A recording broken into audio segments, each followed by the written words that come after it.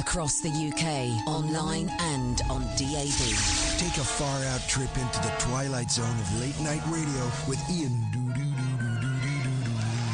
Unmissable late-night radio with the original king of unconventional conversation. Make contact with Iain Lee. The Late Night Alternative with Iain Lee on Talk Radio. Good evening, dear listener. Late Night Alternative. I'm Iain Lee. Catherine Boyle is elsewhere. She will be joining us shortly. She's busy. You know the score. We're going to sit here and chat about stuff. You can give us a call. Give me a call about anything you want. 0344 499 1000. Lots to talk about, including the Momo Challenge.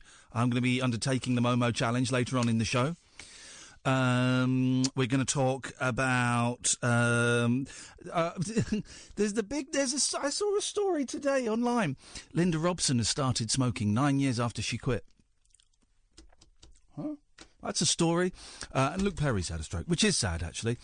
Let's go to Alan Caddick, though, first of all. Good evening, Alan. Hi, Ian. God, were you upset about Luke Perry? I think he's going to be... It's very sad news. No, I didn't know about Luke Perry. I'm sad for another reason. What, because Linda Robson has started smoking 9 years after she quit for health reasons? No. The Liam Fox podcast costing £100,000 and only 8,500 people downloaded it?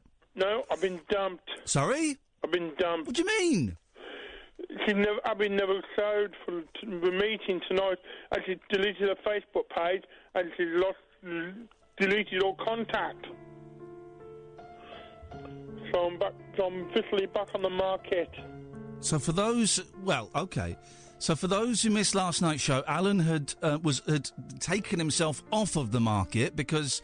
You had a date. What was the young... It was a lady, wasn't it? Yeah, it was a lady. What was her name? Abby. And you were going to go and see the Mark Wahlberg film with her, weren't you? No, the Stephen Merchant film. Stephen Merchant film. I do apologise. And when were you planning on seeing her? We were supposed to meet tonight so she could meet my mum and dad. And you've been chatting online? Well, I said morning, and she never replied or anything. She deleted her Facebook page. Oh, no. Do you think you've been, what do they call it? Is it... Pussy? Sorry? Pussy? No, pussy. Pussy? No, Pushy. Oh, pushy. I thought you said No, what do they call it? Snatch fish. What's the thing? Catfish. Catfish. Thank you, Sam, mouthing it through there. I'm so sorry. Do you think you've been, catfished? I've got that distinct feeling. Oh, mate. You didn't give her any money, did you? No.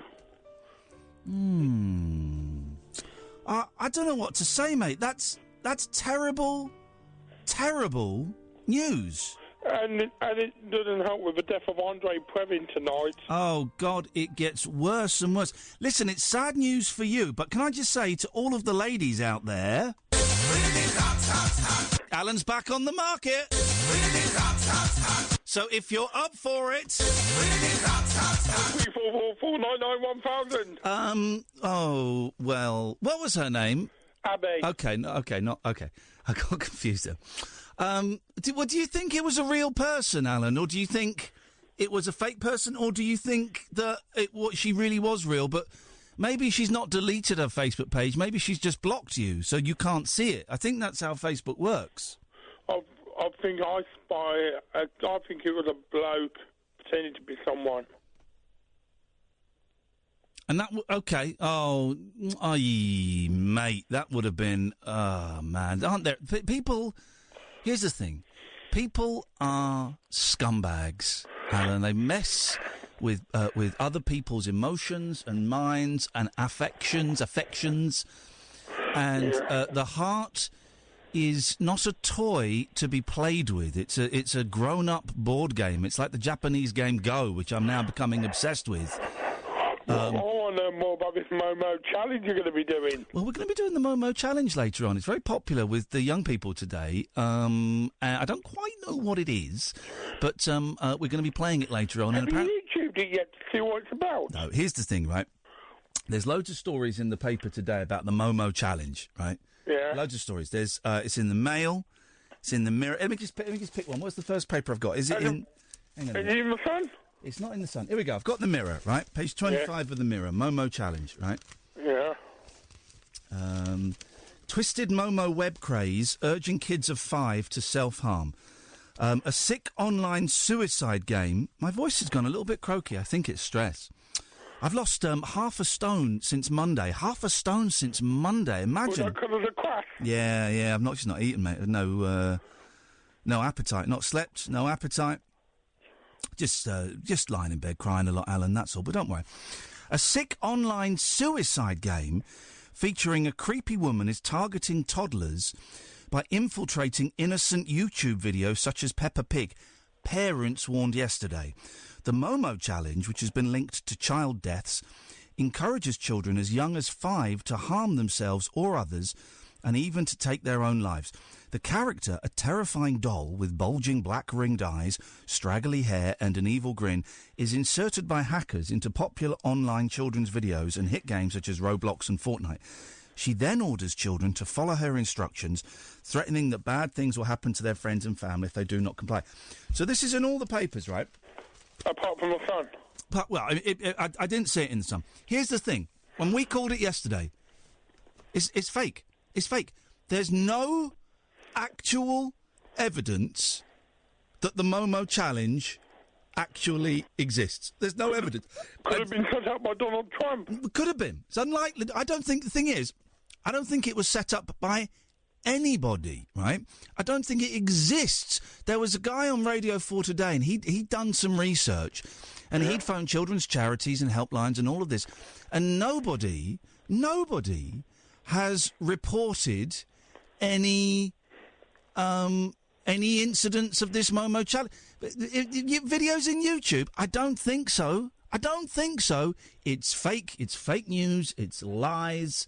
It's lies, and more blooming lies. That's what it is, Alan. It's catfish of the YouTube world. Exactly. Well, listen, Alan, I'm very sorry to hear about your sad news, but one door closes, and I'm going to guess that the rest of the doors will probably actually stay closed and probably bolted from the inside. 0344 499 1000. Let's go to Maddie. Good evening, Maddie. Good evening. Good evening to you, Maddie. It's 10:10 on a... What? I don't even know what day it is today, Maddie. What day is it? It's Thursday. It's Thursday, Maddie. I'm going to be honest, you sound younger than our usual average age of caller, which is 52. You sound about 27. Is that close? Am I close? I'm about 25, maybe, around about there. You're 25. What year were you born? 1992. You're just making that up. That wouldn't make you 25. That would make you 40. I don't know, because I don't know, Ma. Hey, your voice is croaky as well as mine. Yes. How old are you really, Maddie? Come on, let's have the truth. I'm 9. You're what? I'm 9. You're 9 years old. Happy... I was going to say happy birthday. Is it your birthday today? That would be something, wouldn't it? No, my birthday is in September. All right, calm down. I only asked. I was reading today that the best day to have your birthday, and I don't know why, because I didn't read the story, because as you know, newspapers are boring, but the best date to have your birthday is June the 15th. I don't know why, but mine's June the 9th, so I'm not far... Hey, do your parents or guardians know that you're calling a rather rude grown-up radio show? You should hear my mum. Is she... When a car drives, like, overtakes or something, she's like, see this bloody man, this bloody dickhead. Right.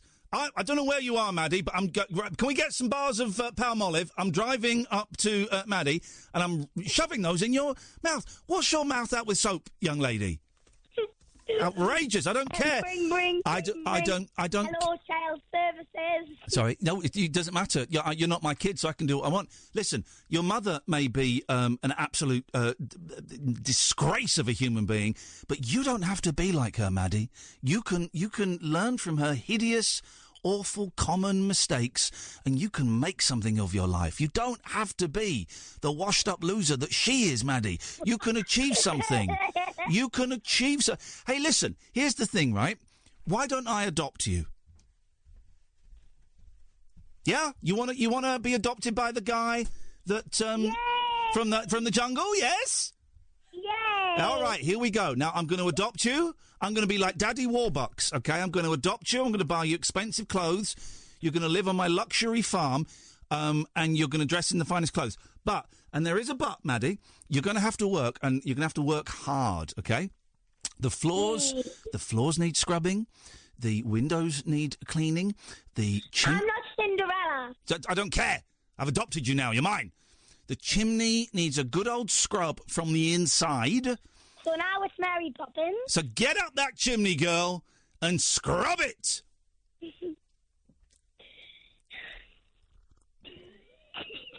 This is awkward.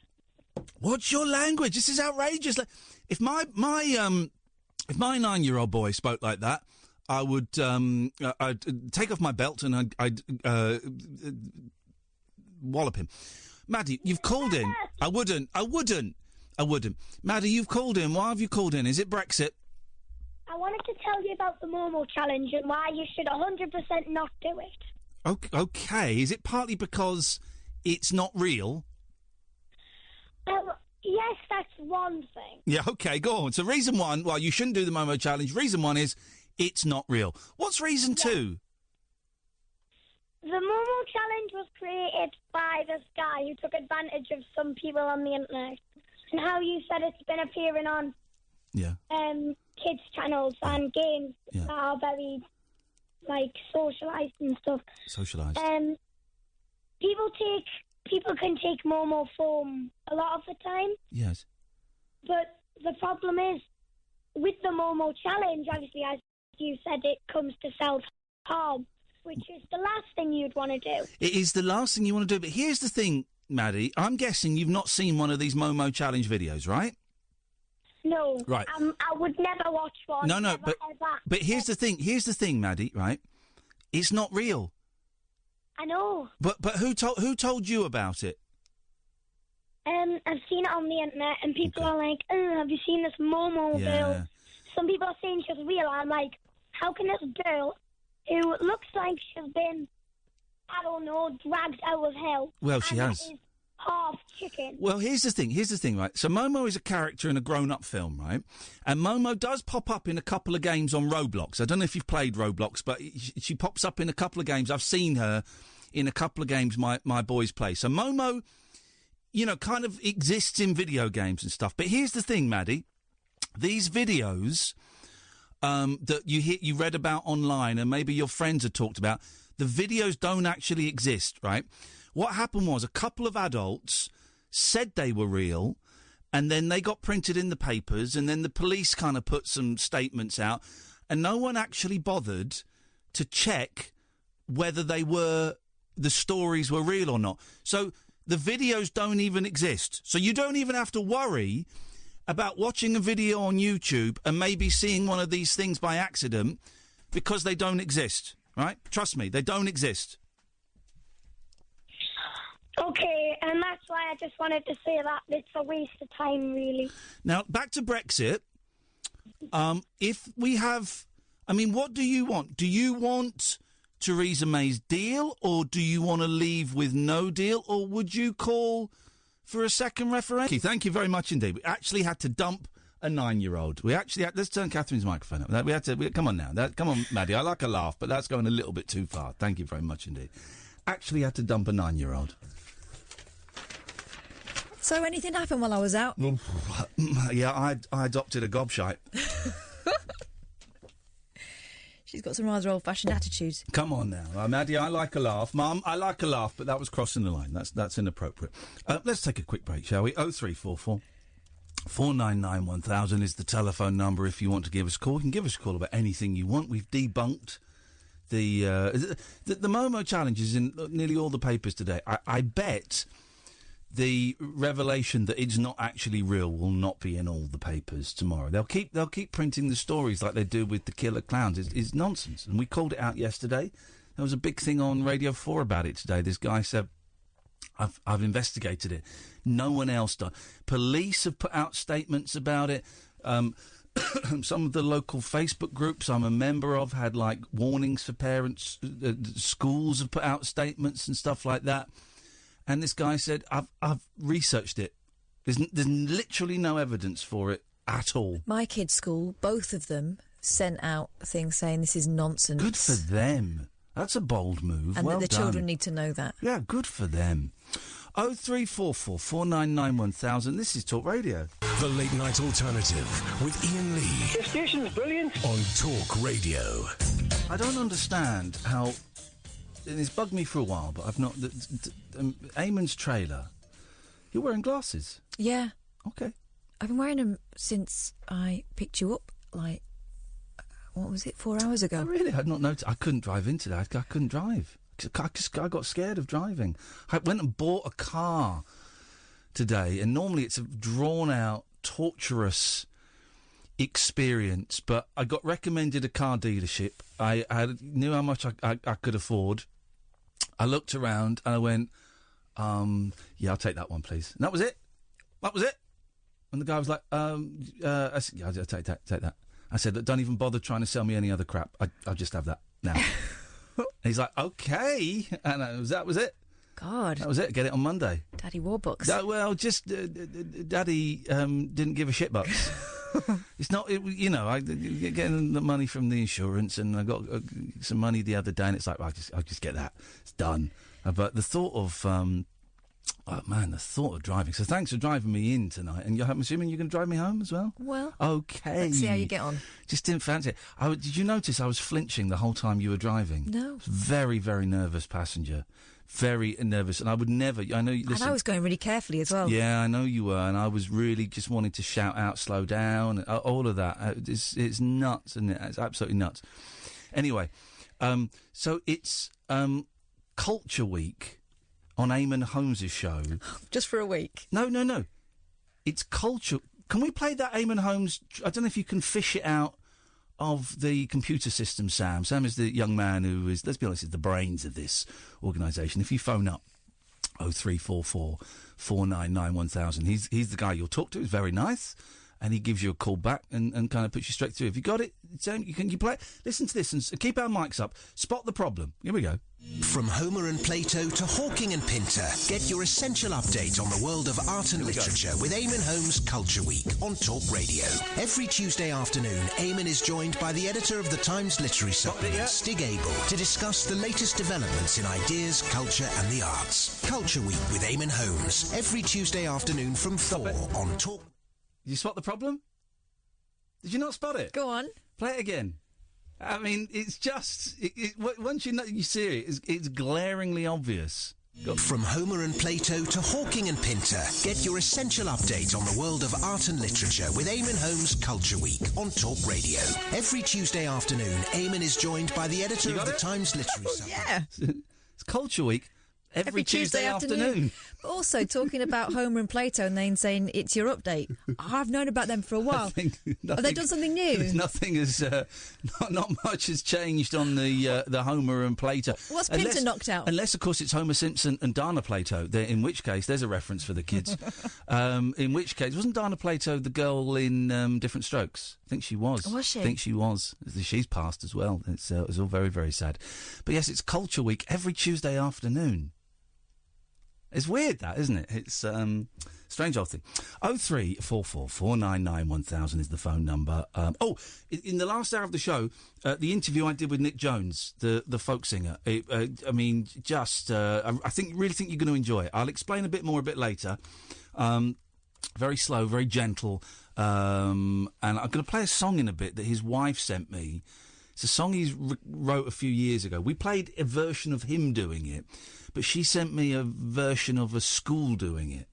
I listened to the first 30 seconds and I can't listen to this anymore. So we'll play it on the air in a bit.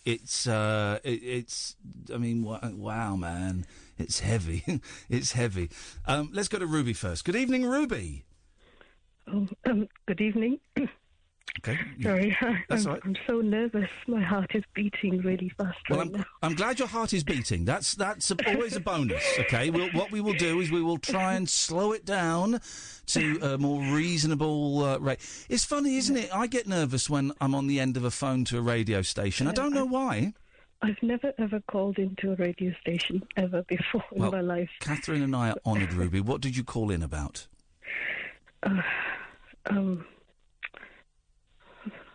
Sorry. You okay? Hey, you take your time. Sorry. What's going on, Ruby? Well, I've had depression and anxiety on and off for a very long time now. Yeah. Sorry, you must be sick of callers bombarding you with things like that. No, I'm honoured and humbled that people want to share this stuff. So you just take your time. I know people talk about it a lot. Yeah, this kind of issue, but I don't want to. I don't want to be. I'm not making any sense. Forgive me. You're making perfect sense to us. Yeah, maybe I'm getting ahead of myself here a bit, but basically, I went to the doctors today. Yeah. And I've been put on the lowest dosage of citalopram, which I used to take before, but it affected me badly, so I stopped taking it for a while. Right. I've been given the 10 milligrams now, and we'll see how it goes after today. Did you tell your doctor that it had affected you badly before? I did, but that was a higher dosage. Okay. So I was given a high dosage to begin with, and then brought down. Okay. As long as you told your doctor the history, then that's good. Yes. And I have been referred on to therapy as well, which is something else I've never done before. But at this point in time, I feel it's a good step forward for me to talk to someone unbiased. Yeah. Because my family and friends, they've been an amazing support. Like, I can't thank them enough. But sometimes it's nice to speak to someone that's, partly why I'm calling the show as well. It's, sorry, I sound so nervous. No, I'm a big fan of talking therapies, and the joy's probably not the right word, but the joy of sitting in a room with a stranger for 50 minutes, and because that's what a therapy hour is, and being able to tell them anything, however weird, however kinky, however boring or mundane or small or huge, and to not be judged by them I find it so freeing. Yeah. So therapy's a great way to go, and I'm really pleased that you're down for that. Thank you. The thing that has triggered recently my was a breakup that I had with somebody.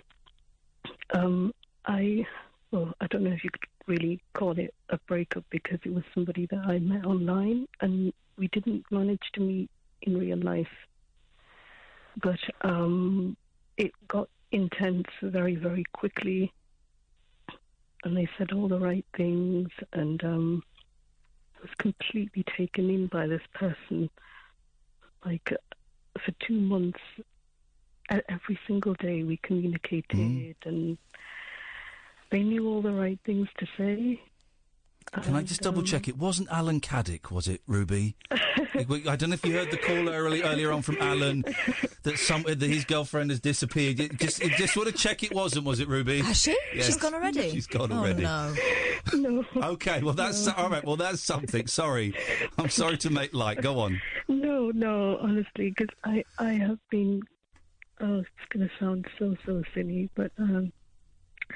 I've been crying almost non-stop since the day we, I won't go into all the details as to why it ended, but it ended on Valentine's Day, effectively. Okay. After that, we did carry on speaking as friends, but it was strained. Yeah. A lot of disagreements happened. Right. So, and then after that, they suddenly said, well, I can't contact you anymore. It's too difficult for me, so I'm going to block you. Okay. And I said, well, in some ways it's good because it made it final, so there was no going back and forth. But in other ways, it was like the final nail in the coffin, so that hurt me again and made me cry again and so on. And I just... And has that sent you into a spiral, would you say? Yes, Yeah. yes. That was the big trigger of the moment, if you like.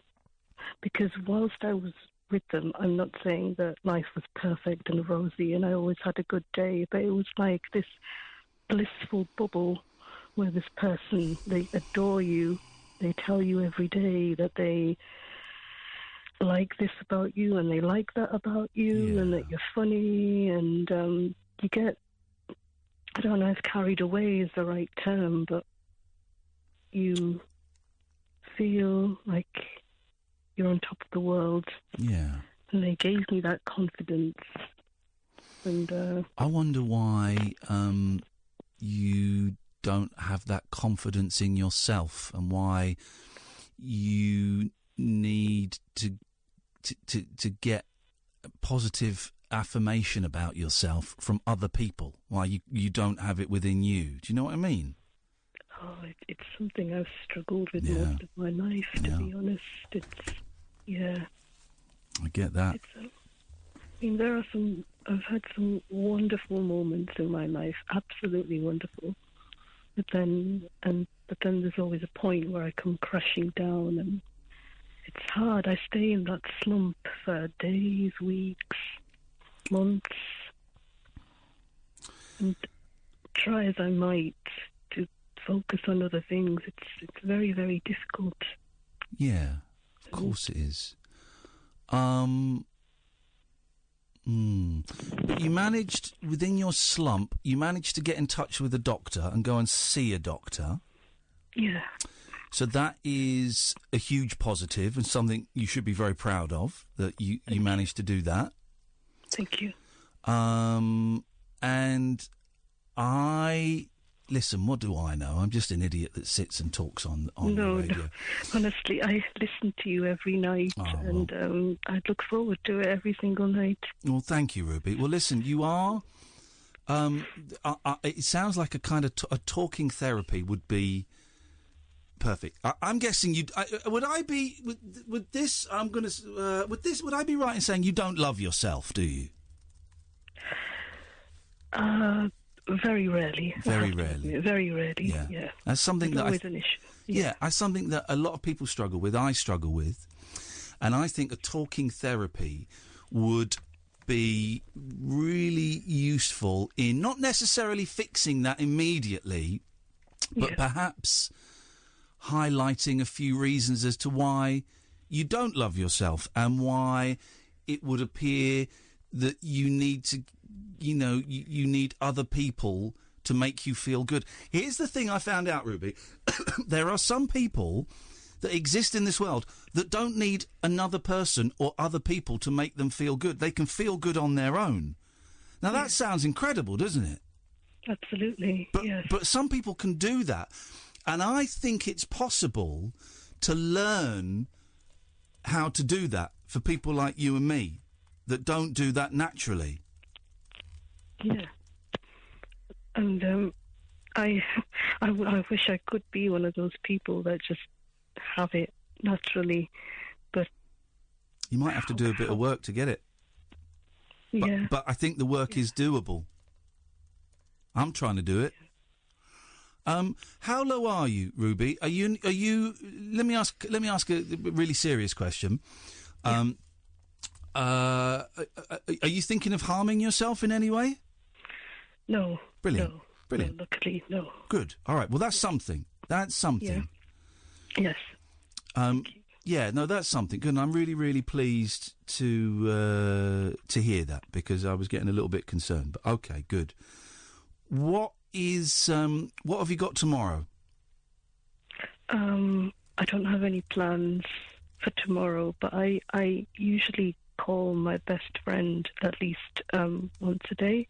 Brilliant. And she has been, over the past 2 weeks, I can't tell you in words how invaluable her just talking to me and listening to me, no matter how nonsensical I've been, no matter how much I've talked to my tears, she's listened, she hasn't judged, and she's given me words of incredible comfort. So. Oh, that's how long have you known her for?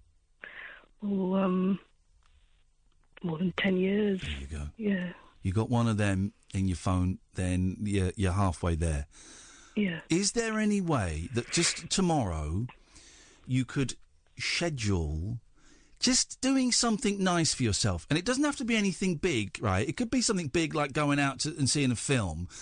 But it could be something small like saying, right, I'm going to have 15 minutes where I'm going to sit down with my phone turned off and the TV turned off. I'm going to have a nice cup of coffee and I'm really going to savour that cup of coffee. And the phone is off and the emails are off and the TV's off and no one can touch me for 15 minutes. 15 minutes of being completely safe and comfortable and really enjoying that cup of coffee. And do you know what? If at the end of it I fancy another one, I'm going to get up and make a second one and sit back down and just enjoy that. And then turn the phone on again. Then if you want to watch telly, do you know what I mean? Is there a way you can maybe try and fit something like that into your routine tomorrow? Yeah, I'm sure I'll be able to. Just a little bit of stillness and a little bit of peace and a little bit of just sitting with yourself At the moment, it's just so hard because thoughts of the person I was speaking to is just going round and round and round in my head. It's I've never felt like I have been with other people, but I've never felt like this about anyone else. The way they go under my skin and really, because they made a lot of promises to me too. I will do this for you, I will do that for you. All you have to do is this, this and this. And I said, well, it's difficult for me. But, so there was a clash there. And that put pressure on me and increased my anxiety and so on. Sounds like you were taken advantage of and manipulated a bit. And that isn't your fault. That isn't your fault at all. Yeah. Ruby, it's not your fault. You've not done anything wrong at all. I blame myself because the truth is that this person's character, it wasn't good. And they are not the kind of person that I would normally ever go for. But I didn't know the truth until afterwards. When we started speaking as friends, it all came out exactly what they were like. And that's what hurts more, that I still have this feeling about them. You can't switch that off, can you? I know. You can't just switch that off. That'll go, but you can't just, rip the batteries out and it's off. You're going to have to sit with it for a bit. Yeah. But also, a therapist ages ago said to me something great, and it blew my mind. You're not your feelings. You are not your feelings. And feelings and thoughts, they come and you can notice them, and you can say in your head, or you can say out loud, all right, there's that thought there about that guy. But I'm just going to let that thought float past, and I'm not going to hold on to it. Yeah, because I find it so hard to separate myself from what's going on in my head. Yeah. Thoughts and feelings. Sometimes I'm brilliant at it. I go about my day, I have a happy day, and nothing bothers me. And then there's that point where something triggers me, and then I don't know why I can't stop thinking about this person, even though I found out exactly the type of person that they are, and that we probably wouldn't have been compatible anyway. I love the way you said probably, definitely. But I can hear you even now defending again is slightly the wrong word, but it'll do for now. Defending this person and what they did to you. They've abused you, Ruby. And I think deep down you know that. And abusers are great because they make it so the person they've abused doesn't realise that that's what's been done. That's how kids get groomed. That's how all kinds of things happen. Yes. And in a kind of roundabout way, that's what's happened to you. And you deserve better than that. You are a beautiful person. And I mean that from a spiritual thing. I've been talking to you for 15 minutes. I can tell that you are a beautiful human being. And you deserve to be happy. I'm not going to say how old I am, but I feel like I was old enough to know better. Doesn't matter how old you are. Doesn't matter how old you are. We're all learning. Yeah. We're all learning. I think tomorrow's going to be a tiny little bit better than today. Yes. And then I think Saturday's going to be a tiny little bit better than Friday. Sunday might be a little bit worse. But you notice, I guarantee over the next few weeks, you're going to be on an upwards trajectory, primarily. There'll be a few little stumbles back down. It's going to take a while, but you've got your friend, you've got your doctor, you can give us a call any time you want. Thank you. And you're a good person, Ruby. You got this. Thank you. And now that I've spoken to you once, it's not so intimidating. Exactly. I considered calling in many times before, but something always stopped me. That's Today, Kath. I thought. Kath stopped you. Kath stopped you because you're scared, because she's got a big mouth. Catherine, you scare people like Ruby away. Apologise. I'm always shouting. She's a lovely person, you both are. I enjoy she's my listening. best mate. Yes. She's the one. She's where you've got your friend that you call. She's the one that I call when I'm struggling, and she's been very helpful to me recently. So people like that should be treasured. Definitely. Ruby, if you feel like giving us a call tomorrow, if you feel like giving us a call a bit later on, we're here until 1, okay? Thank you. I really appreciate you sharing that with us. You could hear me through my tears. Listen, you did a great job. You've got a perfect voice for radio. Oh, thank you. Very soothing, don't you think, Catherine? Yeah, brilliant. Very perfect for late night radio. Ruby, we'll speak again soon. Take care, won't you? Yeah, thank you very much. All right, thanks very much. Cheers, bye-bye. What a nice lady. What a nice person. Yeah. Thank you, Ruby. A lot of people have got a lot from that. Katia, then we got G, 0344 499 1000. This is Talk Radio. The Late Night Alternative with Iain Lee on Talk Radio. 0344 499 1000. Let's go to Katia. Good evening, Katia. Hello. Oh. Hello. Hello. Hello. Hello. Hello. Hello. Hello. I've got 2 questions. Is this a recording? No, it's what? Well, it sounds like a recording. She's on the Skype. What is the date? What is the date today? Quelle est la date aujourd'hui? Hang on. It's the 28th of February. What year? It is the 28th of February. What year? 2019. And what is the time? 22:48. 22:48. If this is a soundboard, it's one of the better ones that I've been confronted with. I'm absolutely thrilled. Okay, Robot Katia, what can we do for you this evening? Okay. Are you still in our country? Not really. Good. All right, I'm glad you got out. I can't say where I am. Anyway. Oh. So question 1. Are you in hiding? Have you found a bunker full of other Europeans? Yeah, before they deport me. Question 1. Question 1. Here we go. Let's start the quiz. Katia's quiz. We do this every Thursday. I want to no, is it a myth? Okay, someone told me that in medium-sized to big-size radios, there are safes. Okay, and when the in medium-sized to big-sized radios, there are safes. Is that what she said? Well, yeah, that's what they told me. What, and in the radios? What, by like the ones by your bed or something? The one in the kitchen?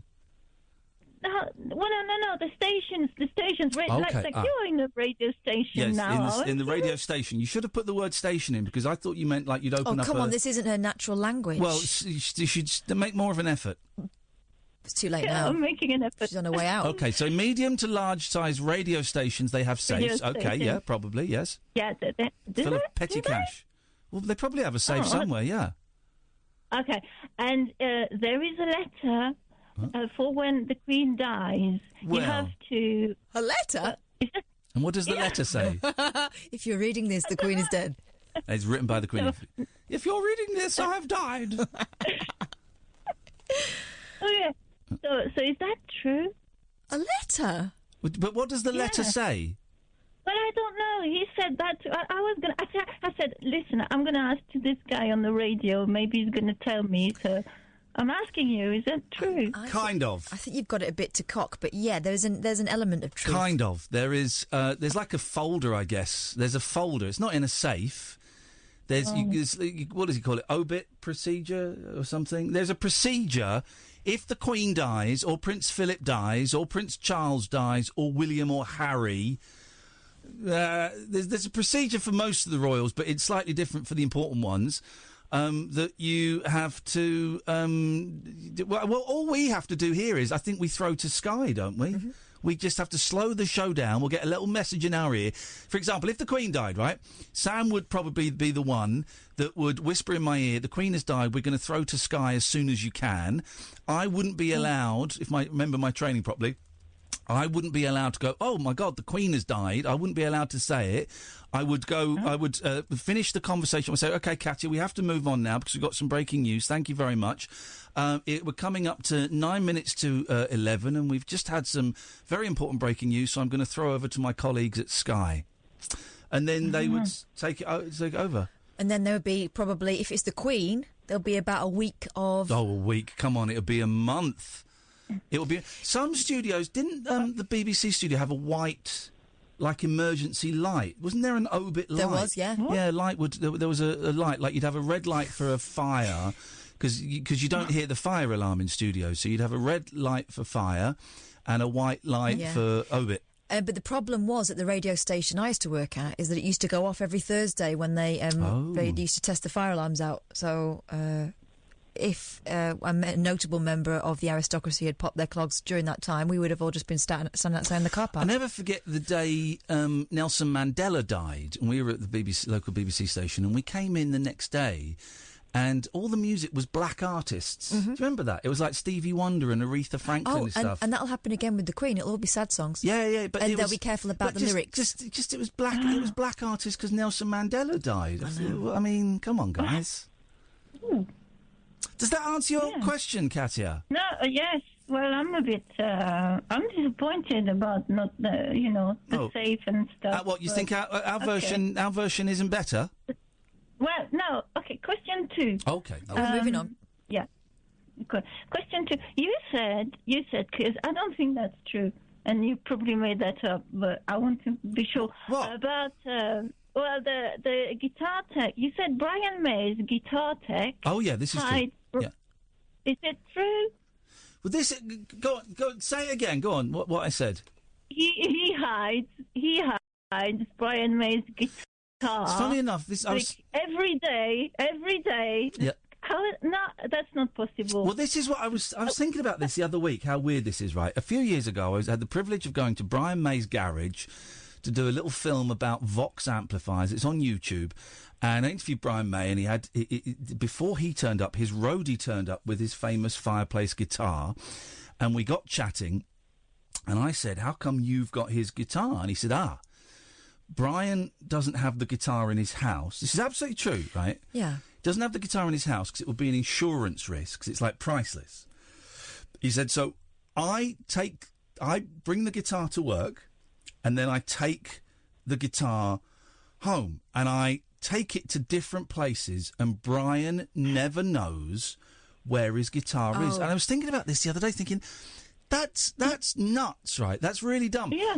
But that is true, and I've spoken to a Queen fan, Rhys Thomas, and Rhys told me that that's kind of quite well known in Queen circles. You know why? Why? So you don't get people holding him up at gunpoint, asking him where his guitar is. So if he makes out that he doesn't know where it is, or if they do hold him up at gunpoint and he doesn't know, they shoot him in the knees, and then they just not the fingers. It's fine. Yeah, that's true. Yeah. How does that work, though? Because if he were to die... I've just explained it to you perfectly. No, because imagine, if he were to die and we don't know where he put the guitar, does he, like, write every day where he puts the guitar? No, he keeps no record of it. If he kept a record of it, then people would find out. They would just get the bit of paper that underneath the one he'd written on, and they just gently... Yeah, like Murder, She Wrote. I've seen that. Hey, flipping it. He's put it in the boot of his car. Yeah. So, no, he doesn't keep a record. They just have to trust that he doesn't die. Yeah, he has to try his best not to. That's the thing. Okay. Right. Okay, well, that's excellent. Thank you very much. No, thank you so much, Katia. I really appreciate the input to the show there. Good evening, G. Evening, boss. Evening, Kath. Hello. What you got for us, G? I'm glad I followed Katia, the not-so-secret Brexiteer, rather than Ruby's call. Yes, I know how to do a radio show, so trust me. I know what I'm doing. It's like... Get to the point, man! I've just spent 15 minutes running away from Momo. Momo challenge. So it is real. Oh, well, in that case, I apologise. Listen, the Momo videos... Someone show me a Momo video. Someone show me one of these videos. They don't exist. Dude, there isn't one. Exactly. They do not exist. There was a researcher on Radio 4 today who said that he'd researched it. It doesn't exist. Now, kids are scared now. Well, that's down to newspapers. That's down to us adults. Us adults got it wrong. Yeah, and I'm going to say it, daft mums. Yeah, well, there's a bit... Parents... There's a bit of that. No. Do you know what? No, I'm not going to say daft parents, because if parents read in the newspapers or they see it online, they'll believe it. So I would say it's protective parents. So no, I wouldn't blame the parents. I would blame social media mums. I would blame no. Do you know what? Maybe I was being harsh. Because it's easily done, right? Yeah. I have an auntie who is otherwise really savvy, but, she doesn't know about stuff like this and how... Exactly. So she gets something, and well-meaning and in a protective fashion, she'll pass it on, and I think, again... Yeah, exactly. And I saw it posted on a Facebook group that I'm in, and it was a well-meaning parent who's like, I've just seen this and I think it's important. So no, I don't think you can blame the parents, because the internet is the Wild West, and we as grown-ups don't really know how it works and what is. Blame the papers that are printing it. Blame the Northern Ireland Police Force that put out a statement about it and what to look out for. Blame that, but no, parents just trying to protect their kids. You can't knock that.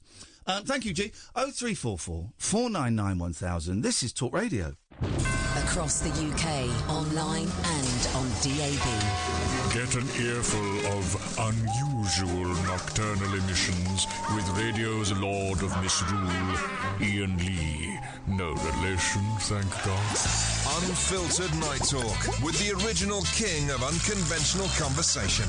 The Late Night Alternative with Iain Lee on Talk Radio. Well, I'm glad Stacey Dooley's been outed as the racist that she clearly is. It's about time. Well done, everybody. Good. We got her at last. Dooley is cancelled. Does that mean Comic Relief is cancelled? Because that would actually be... No, OK.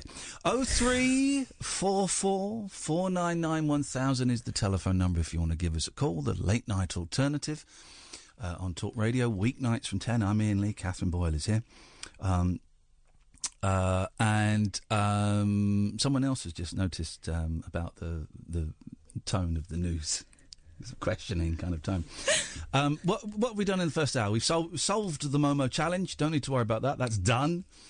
We found out that Alan was... what was it? Snatch fished. Is that what they call it? Catfish, sorry. Was he? Because I missed that. So what happened? Well... He was supposed to be meeting his young lady Abby was supposed to come and meet his parents tonight. Then they were going to go and see the new Stephen Merchant movie. Yeah, but hang on, he'd met her in real life, hadn't he? No. Oh. And then her Facebook either her Facebook has been deleted, or she might have blocked him, and then you can't see it. But Alan thinks it was a man that was out angling for him, and that's it's kind of been an internet. Well, it has been with that and with Ruby's call and with the Momo stuff. It's kind of been an internet themed show.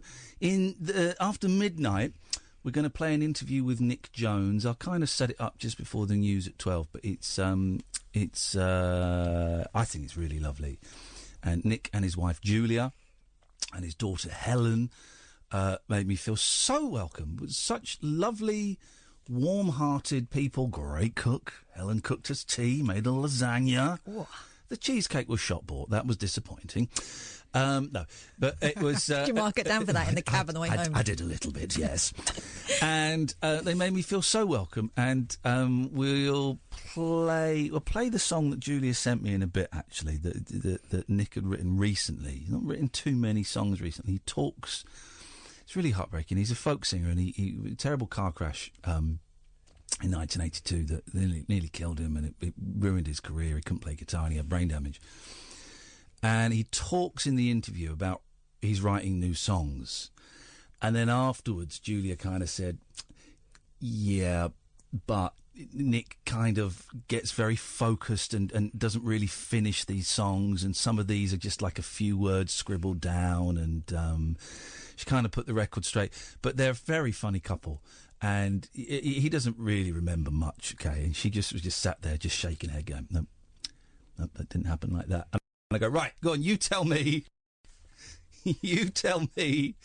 what happened and when it happened. And she would fill in the blanks, of which there were many. So basically his wife is his producer. Yeah, very much so. and she said something really interesting, that a lot of the stuff that he remembers, he doesn't actually remember. He's just been told it so many times that he's kind of...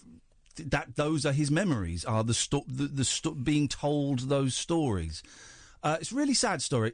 No, it's not. There is an element of sadness in the story. There is also an element of kind of triumph.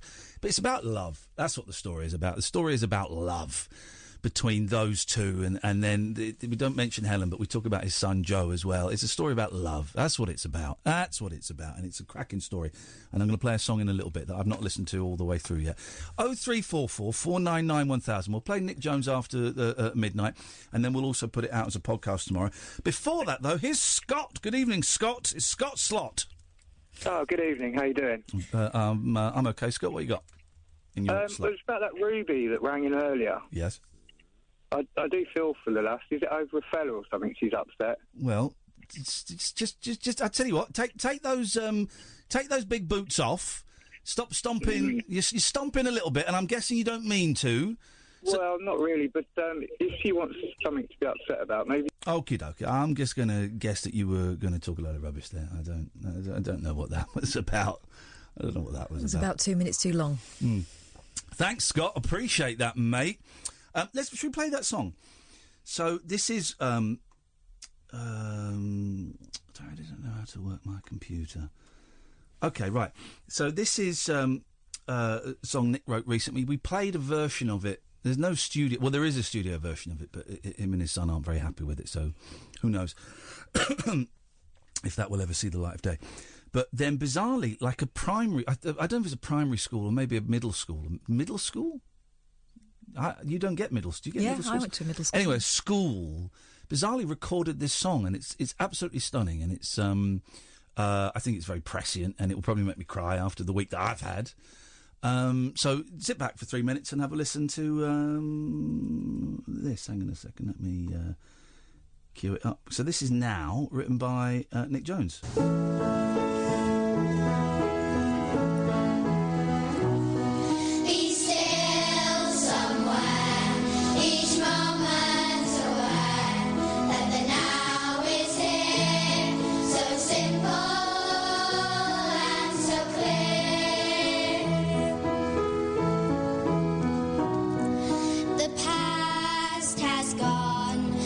Future will come, but the song shows us how to be here.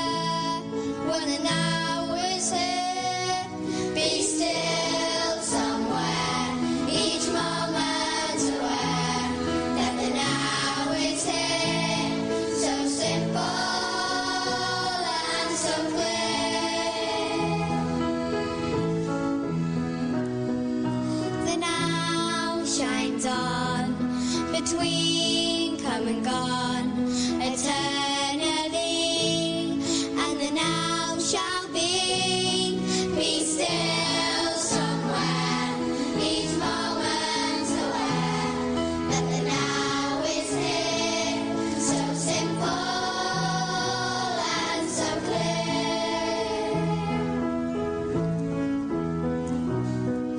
Be still somewhere, each moment aware, that the now is here, so simple and so clear.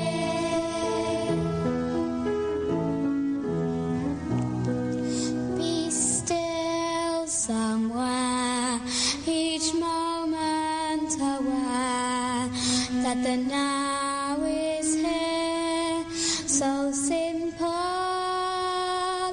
and so clear.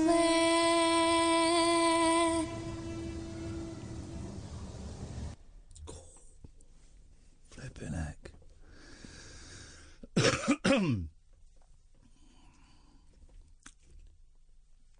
What a song. There's nothing like a slightly out of tune children. I thought they sang it beautifully, but that you just get that with kids that's ever so slightly discordant, slightly out of tune voices. The sound of a school piano. There's nothing like it. It's a very, very British thing, I think. That wonderful, those light brown upright school pianos with the tatty sort of netting at the back. The what do they call it? Yeah, like the felt stuff. Hessian, Yeah. like the tatty Hessian at the back. School piano. Oh, man, I want to buy an album. Please tell me there's an album called School Piano. And it's that, what a song. Wowzers. Man alive. Let's take a break and then we'll speak to Davey. The Late Night Alternative with Iain Lee. I've got a very poor internet connection. On Talk Radio. Did you see the picture of David Hockney after he got rescued from a lift? No. Oh, it's the best. It's the best picture. Someone tweeted it. Is it the one that's in here? So David Hockney. Oh, it's so good. I thought you were going to say the one with him and Joni Mitchell a couple of weeks ago. No. Beautiful. No. This is better. Right, so David Hockney, painter. He's old now. He's got to be his late 70s, early 80s. Yeah. He's going to an exhibition of his stuff. He gets stuck in a lift. Oh, man. Right. Gets rescued. You've never... He's 81. I'll show you the picture in a minute. It was the moment the opening of an exhibition... It was the moment that the opening of an exhibition featuring a post-impressionist master and Britain's greatest living artist took a surreal twist. On his way to the gallery showing his works alongside those of Vincent van Gogh, David Hockney found himself trapped in a cramped lift in an Amsterdam hotel. It's the best picture. It's the best picture. Staff used screwdrivers, drills and other tools to try to free the 81-year-old Yorkshireman and 9 other guests. They eventually managed to prise a gap in the door large enough to pass through glasses of water and a folding chair for Hockney. Eventually, sod the other 9. Firemen arrived at the 5-star Conservatorium Hotel and wrenched open the lift, which was stuck on the ground floor. You ready? It's the best picture ever. Oh, isn't he brilliant? He's loving it. He's surrounded by, 5 firemen. He's got a fag on. 5 firemen all kind of beaming around him, and he has got the biggest grin on his face ever. It's such a good picture. I love how he dresses. He's like a cartoon man. But he would have every right to be peed off, furious, stomping. No, he's sat there having the time of his life. Look at that. And all the firemen look really happy as well. I don't know if they know who he is. Maybe they do. Maybe they don't. Doesn't matter.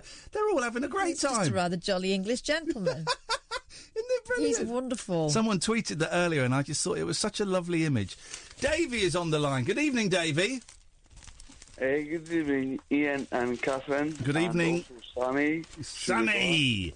Sammy, can you hear me? What have you got for us, Davey boy? Not a lot. I just wanted to say very much appreciated for the work that you do on the airwaves, yourself, Kath and Sam. Okay, well, Sam doesn't do anything. Sam doesn't really. do that much. I'm going to be honest. I don't mind the mention, but I mean, Sam's like a part-timer now. He's in every other week. Amy does more than him. Listen, he filters a good call through you. He puts Alan Caddick on. Puts everyone through. But he's also put me on as well. Yes, I'd lump you in with Alan Caddick. I'm joking. Sam is an integral part of the team. We're big Sam fans. Listen, I am just sitting here in my house in Edinburgh. I really appreciate the way you spoke to the young lassie that spoke to you earlier on. Okay, Ruby, yeah. And Ruby, and you take an awful lot of crap in the media. Do I? From whom? Tell me whom. Tell me whom's doing it. Whom is doing it? And I will go and bust their ass. Well, you know the crap. You know what I'm talking about. I know. But you are still there. Yes. To try and help people through it because of your life experiences yourself. Yes. And you've never shied away from that. Well. And you've been brave and strong enough and big enough to stand up and say, this is what I've done in my life. Yep. This is where I've been. Yep. This is where I am now. And I'm living this life now. If somebody phones you up, if you can help them in any way, you do it. And I really, really was annoyed and disgusted and disappointed by the guy that phoned right after Ruby. Who's Scott? I should have just dumped that. That was my bad. No, but Ian. Yep. This is what it's all about, man. Yes. It's different life strands, isn't it? Yeah, different life strands. It is. Well, listen, we're all... It's life experiences. Yeah. Oh. I've got an experience of life that's no maybe conventional, no perfect, no brilliant, whatever. But it's your life. Other people yeah. have got different life strands that they went through. And they cannot touch the people that have been through the shit, seen it, done it, and came through the other side. And I'll tell you something, young man. Yes, sir.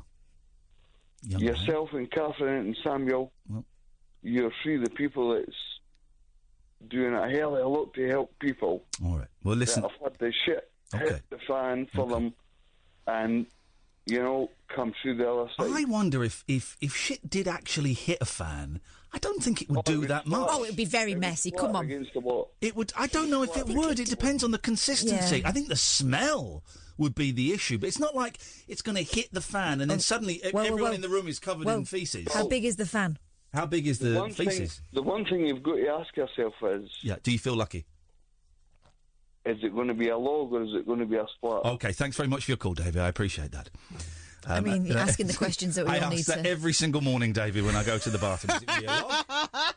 Is it going to be a splatter? Here's the big news story of the day, and well done for the Mail Online for sourcing this. Linda Robson seen smoking a cigarette on day out with husband Mark 9 years after quitting for health reasons. I'm glad the Mail Online have got this. This is important. At last, we've got the dirt on Robson. We have got her bang to rights. Don't believe it? There's pictures. She is busted. Let me read the story. Is she like 14? Linda Robson was seen smoking a cigarette as she stepped out in North London on Monday. North London? 9 years after she quit smoking due to health reasons. The Loose Women panellist, 59... 59? ...stood in the sunshine as she puffed on a cigarette. Could she? With her husband Mark by her side. 3 years after an interview in which she said she had kicked the habit. Liar! Do you get the feeling that the reporter only gave up smoking because he thought he was doing it alongside Linda Robson? He feels very let down. Linda looked focused as she lit up in the street before climbing into a car and continuing the cigarette. She looked focused. God, it's as if she was enjoying it. This is outrageous. Then the caption there, smoke. Linda Robson seen smoking a cigarette. Caption, break. The Loose Women panellist, 59, stood in the sunshine as she puffed on a cigarette. The star, who previously admitted to starting smoking in her early teens, cut a casual figure in a jumper jeans and fur-lined jacket as she headed out. No shoes? It says here, the Mail Online has contacted representatives for Linda to and say she's going to have to smoke the whole packet. The Mail Online, I'm glad, well, they've contacted representatives for Linda and ITV for comment, but they've not had the decency to get back to you, Mail Online. Don't let this lie. Don't drop this. She is a liar. My kids look up to Linda Robson as an inspiration. She's smoking 9 years after she said she stopped smoking for health reasons. The story continues. Gosh. In a candid interview with The Mirror in 2016, the actress revealed all about her addiction to smoking. She estimated she smoked around 20 cigarettes a day starting from when she was around 12. Well, in that case, you can double the amount that she claims to have smoked. There we go.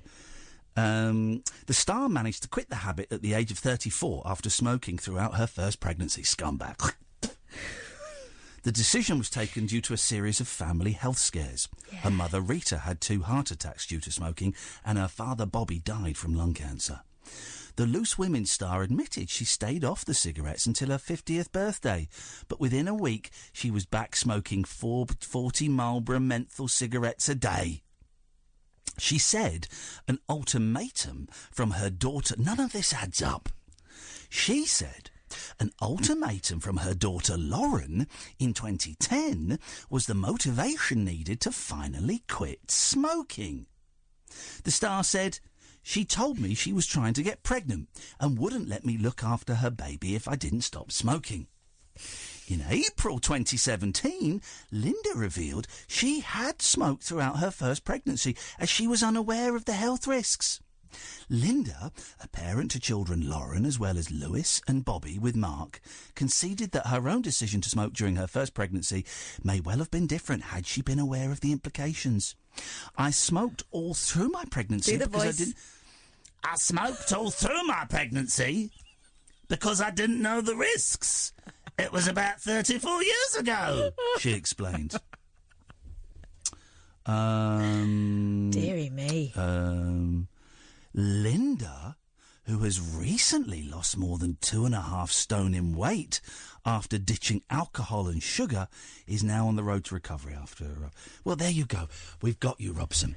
We've got you bang to rights. You've been caught. A 59-year-old woman has been caught smoking a fag. Busted. Oakham, Britain. Busted. In North London. Scumbag. Wearing a jumper, bold as brass. Scumbag. Like you're a grown-up person with your own mind and your own things that you might get a little bit wrong. We got her. Could you? We got her. Could you? Bang to rights. I'm going to tell my kids in the morning. I'm glad they've cancelled Birds of a Feather. That'll teach you a lesson. Outrageous. Well done, Mail Online. That is proper journalism that is dying. So I'm going to make a donation to the Mail Online's website of £50. Well, now we know the answer to the question posed in that famous theme tune. Oh, yeah. What'll I do when you... Here we go. It's quite a slow one. Far away and I am blue. What'll I do? Smoke my bloody head off. There we go. That's exactly what she's going to do. This is Talk Radio. The Late Night Alternative with Iain Lee on Talk Radio.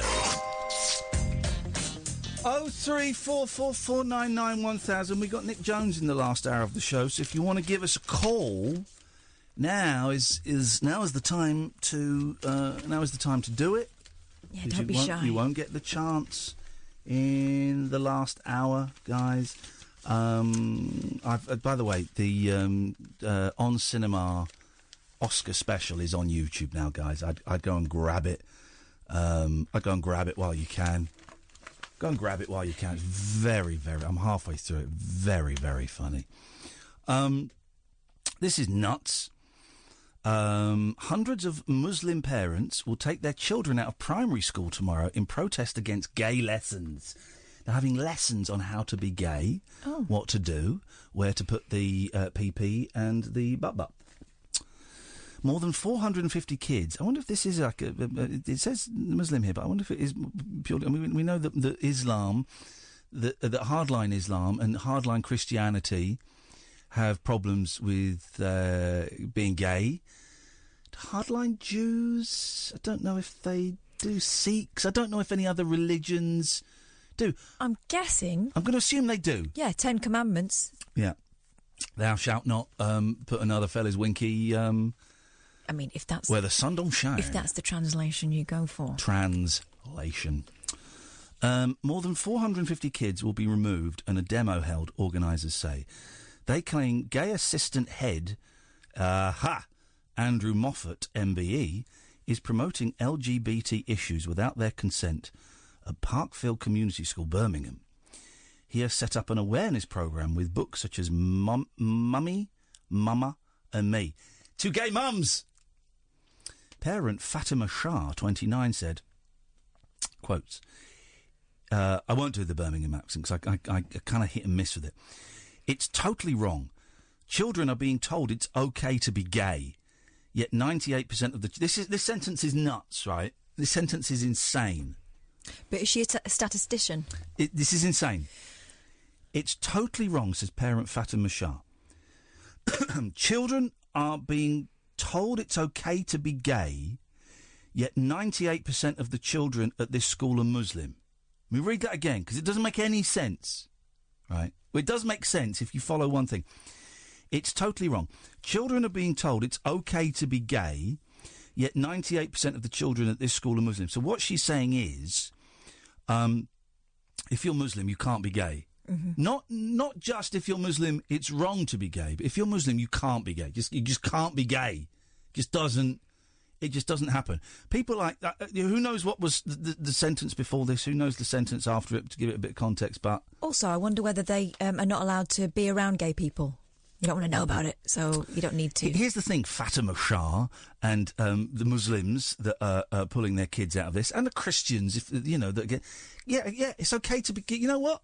It's okay to be gay. It's okay to be gay. It's normal to be gay. It's not mathematically normal in that there are, statistically more hetero people than gay people, but it's normal to be gay. And also, as we're kind of evolving as a species, we're becoming aware that it's not binary. It's not black and white. There's shades of grey. There's all different. There's all different. Everyone's a little bit something. So yes, Fatima Shah, it's okay to be gay. Whether you're a Muslim, a Christian, an atheist, whatever. Yeah, it's okay to be gay. And pulling your kid... It's not gay propaganda. It's not like you guys going in going, right, well, this is what I like to do, guys, and then putting on like a gay porno. It's not that. You might want to give this a try. It's not that. So, yeah, pull your kids out, you absolute thick idiot, but you're doing your kids an utter disservice, and you're doing society an utter disservice. Yes. Here's the thing. It's okay to be gay. Can't believe you've even got to say that in 2019. It's okay to be gay. Here's another thing. Yes. People are going to be gay whether you're okay with it or not. You like it or not. So... Yeah. And, the people that try and suppress their gayness... I've got a gay song somewhere. People that try and suppress their gayness, a lot of them end up killing themselves. So, I've got a gay song somewhere. Let me get a gay song. Hang on a minute. Stay there, Nelly, Simon and Billy. I'm going to play a gay... Brace yourselves. Singing, we're glad to be gay.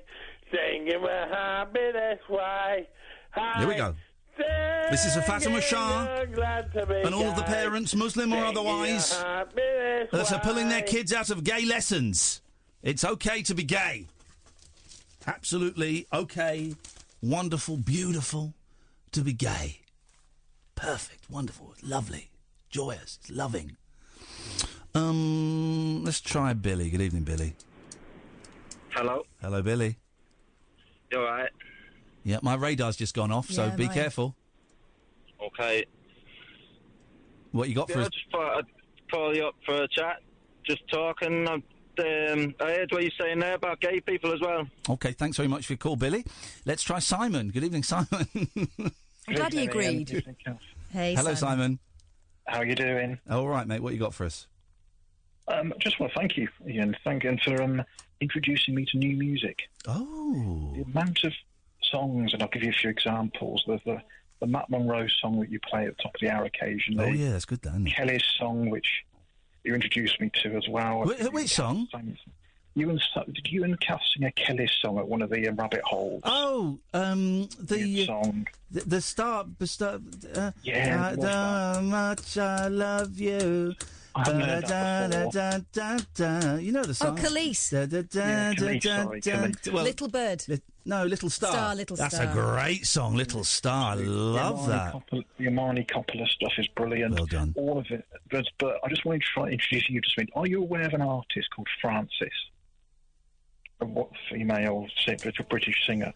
Do you know what? The name rings a bell. Are you spelling it Frances E.S.?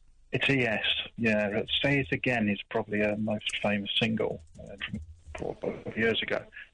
And I've just sort of fallen in love with her music. Let's have a little... Hang on, let's have a little... It'd be nice to get your opinion on it. You're going to get my opinion on it. You're going to get it. Here we go. I like it already. I like it.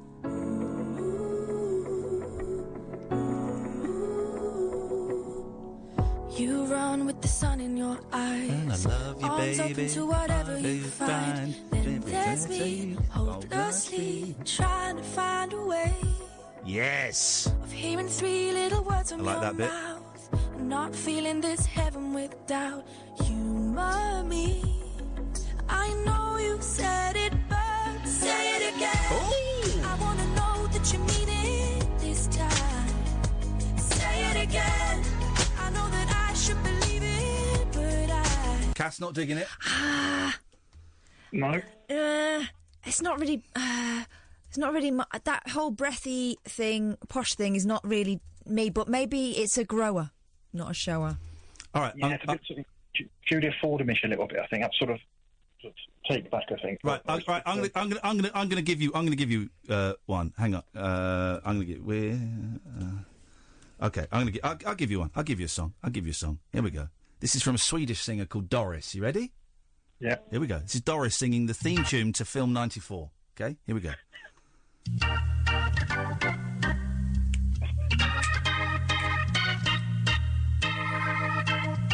Swedish Doris. Here we go.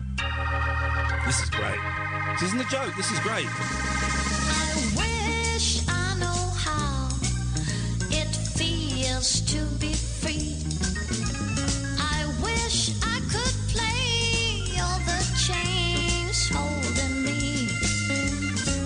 I wish I could say all the things that I should say. I say 'em loud, say 'em clear for the whole round world to hear. Cat's in a very difficult to please. It's just that's a Nina Simone song. Yeah, but she's doing it her own. She's not really. She's doing it a little bit like Nina Simone. All right. I'm going to find you a Doris. Hang on a minute. But not as good. All right. No. All right. Fine. I'm going to find you a Doris song that you're going to like. Hang on. I can't remember any of the other songs. Hang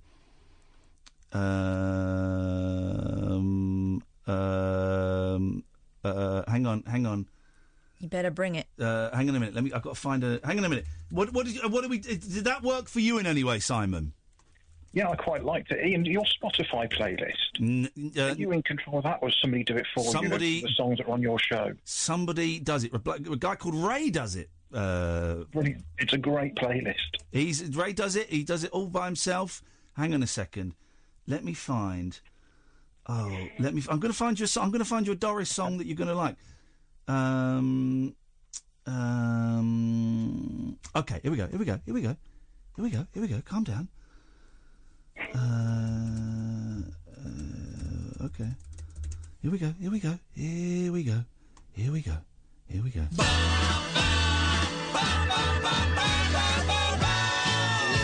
fool of me last night, saying I could make love. Maybe I didn't know how to handle tough guys like you. You made a fool of me last night, saying I couldn't make love. Maybe I didn't know how to handle tough guys like you. Yeah. I like the lyric. There you go, Simon. Take Doris. Let me play you a. I know another. There's another Swedish singer. It's a great song. Hang on a minute. Is it Robin? Swedish female singers. No, it's not Robin, who's making a comeback, and good for her. It's not Elena Paparizou. Swedish female singers. Okay, just bear with me. This could take... I can't think of too many in the genre off the top of my head. No, this could... You started this, Simon, so we're all going to wait. Is it Sonia? Oh. Come on. It's, it's such a good song. Flipping heck. The rest of the show is cancelled. I think she might not actually be Swedish. Okay. Scandinavian? She's definitely... Right, I think she's Swedish. It's a female singer with a song. It's got the word man in the title.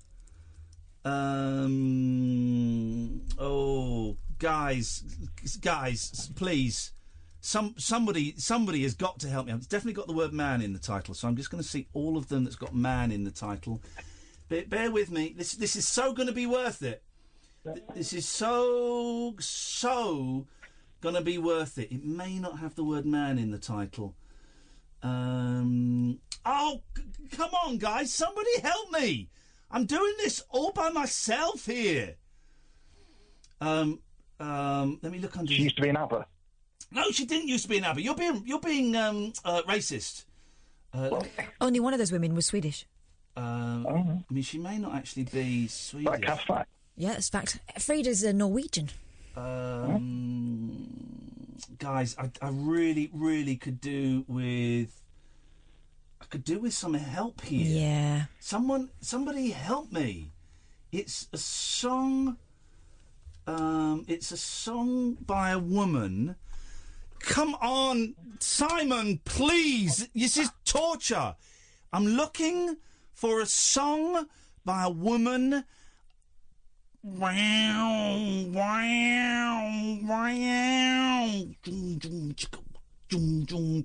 It might not be Swedish. Oh, God.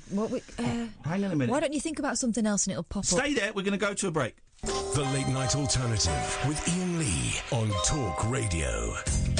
It's just, Simon, you've just killed the show because I just cannot find that and my head has exploded everywhere and it's now... The studio is now a bloody mess. Swedish female singer Zara Larsson or the lead singer of Ace of Base? Hang on. Who's Zara Larsson? No, it won't be her. She's modern. She's modern. Well, hang on. Whoa. Why would it not be someone possibly modern? 'Cause you like... No. Dead people. Okay. No, hang on a minute. I do like dead people. Zara Larsson's with dancing type. It could be, let me see, Zara Larsson. No, it's not. Okay, let's just give up because this is awful. I'm going to find it one day. Simon, and then you'll all be sorry because I'm going to play it. It's a great song. I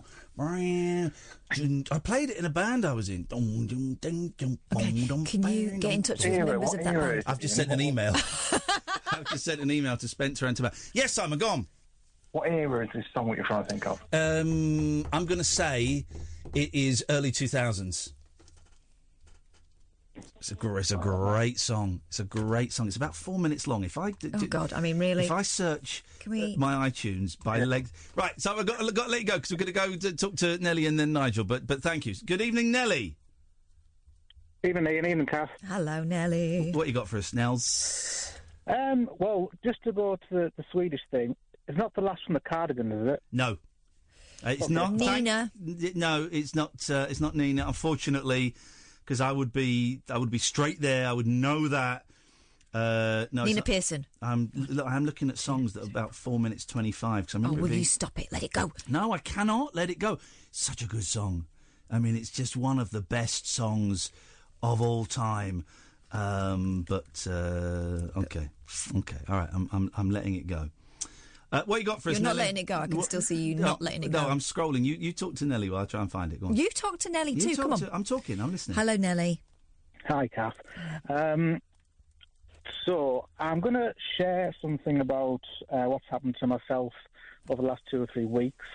My bit of a gear change of a call that you sometimes used to describe. That's all right. That's what the show is all about. The reason I'm sort of sharing this is not to get sympathy, empathy, or anything like that. It's more to do with just a shared experience that maybe your listeners could, maybe I can learn from them, they could learn from me, or something like that.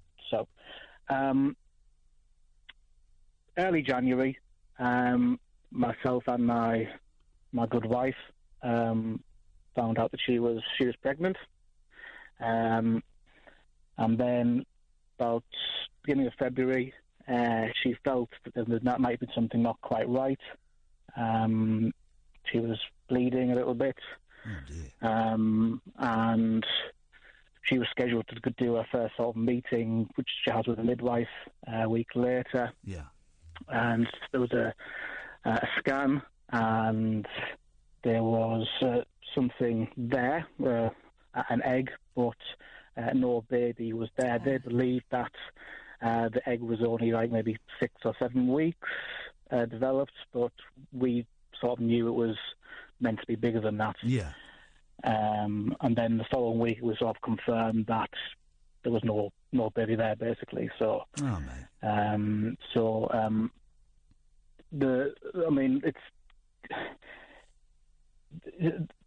problem is that is the options that were sort of given as to what to do next, because we can just sort of let time pass, and in the hope that she would miscarry naturally. That she could be given some medication to try and speed up the process, or there could be some sort of medical procedure that she would have to go through. So we tried to sort of, let nature take its course, but that it just hasn't happened yet. She's now taking medication to try and hopefully speed up that process, as it were. But it's still, nothing is happening to move on, and it's really hard. I mean, of course, every time she's gone to the hospital, I've been there to hold her hand and, give her a tissue or whatever, because she's upset by the whole thing. Yeah. But it is hard to sort of find the right thing to do, because as a man, it's really, it's nothing to do with me. She has this. She's going through this physical experience, this more intense emotional experience, and I'm at a loss as to what I can really do. Well, a couple of things. It is to do with you, but I get what you're saying. That physically, that physically, it's her experience that she is going through with what the horrific thing that she is going through, and her emotions will be her emotions. But your emotions will also be, are also valid. Whatever it is you're feeling, you are allowed to feel. You're allowed to feel crap. You're allowed to, you're allowed to, how are you feeling? Well, this is the thing. I mean, it sort of surprised me how easy, how quick I sort of moved on from it, really. Yeah. Yeah. There was very quickly, it was like an acceptance, and, it was just a case of trying to move on, as it were. I moved on quite quickly, and I'm almost, quite shocked at how easy I did get, through it, to be honest. Yeah. Well, it may be that you have. It may be that it comes and bites you on the bum at some point, because it's such a weird time, and you must feel like you're in limbo. Yeah, I mean, this would have been our second child, and we've sort of thought for quite a while if we would have a second child, and we were sort of unsure, and then we thought, well, let nature take its course. Can I ask a question? And we haven't got much time, but I just want to. I think I've got a handle on this, but I'm not sure. Have you, Nelly, already been able to accept the fact that there is no child, and therefore there is not a person to mourn? And is your wife still mourning that child that wasn't? No, I think that we have both accepted, but there's just that extra thing that she just wants to draw a line under it, and she wants to move on, but she just can't because of that extra bit of thing that she's got to do with her body to move on. I'm absolutely fine. I think she is fine with the whole idea that the baby isn't going to come. It's just the extra physical barrier that she has to deal with. Yeah. I've got a few friends that have been... someone I love very much has been through something that sounds almost identical to what you're going through there. Right. And I've had a number of friends who've had pregnancies that, for one reason or another, were not viable, didn't work out. And I do wonder about... it's 2019 and we're leaving women in that kind of situation, and it's got to be really hard. Really hard. And I'm really sorry you're going through that. But you're saying that you're saying that you're not sure what to say or do. I mean, being there is an important part of it, and sometimes there is nothing to say in situations when someone we love is going through something. There's nothing. You don't always have to. Say something. It's that thing of just making sure they know that you're walking alongside them, even though you can't take the burden from them. Do you know what I mean? Yeah. Yeah, it's, you're right. It's just, I'm just trying to be there for her as much as I can. But, there are just times where you just sort of feel a bit useless. And again, a little bit guilty of how I managed to just get over it very, very quickly, really, myself. A little bit of guilt there. Well, that's because you're a decent person, so that's why you're questioning your emotions and the impact it might have on her. Has she been given treatment that's messing with her hormones? No, not at all, no. Okay. I mean, I'm not completely aware of what the medication she was given, but she's been given it just once, and then I think she has a second course of treatment. Right. And then if nothing happens after 24 hours, then I think the next step would be to explore surgery. Oh, bless her. Ah, mate, it sounds like you're both going through a crappy time, but please don't feel guilt. Listen, whatever we feel in these situations are all valid and all acceptable. Other people outside may not understand them, but if you're feeling that you've kind of, you're feeling that you have moved on to whatever extent you feel you have, that's fine. Yeah. That's fine to feel that. I mean, the strange thing as well is that there's been I've got a 4-year-old son, and he's sort of as it happened the last couple of weeks, has started to do extra things in his personality, which you can see him changing. He's doing a lot of funny things, and he's getting obsessed with zombies at the minute and horror things, and he's got an obsession with that at the minute, and that sort of feeling of seeing a person develop is a joyous one. And even with all that, seeing that in front of me, I'm still not thinking, what if? That's not really entering my head. It's just sort of, it's just something I can't. I want experience I can't control anymore. So. Yeah, you're both waiting for something to happen, that will... Do you know what? You're lucky you've got each other. Remember that you've got each other.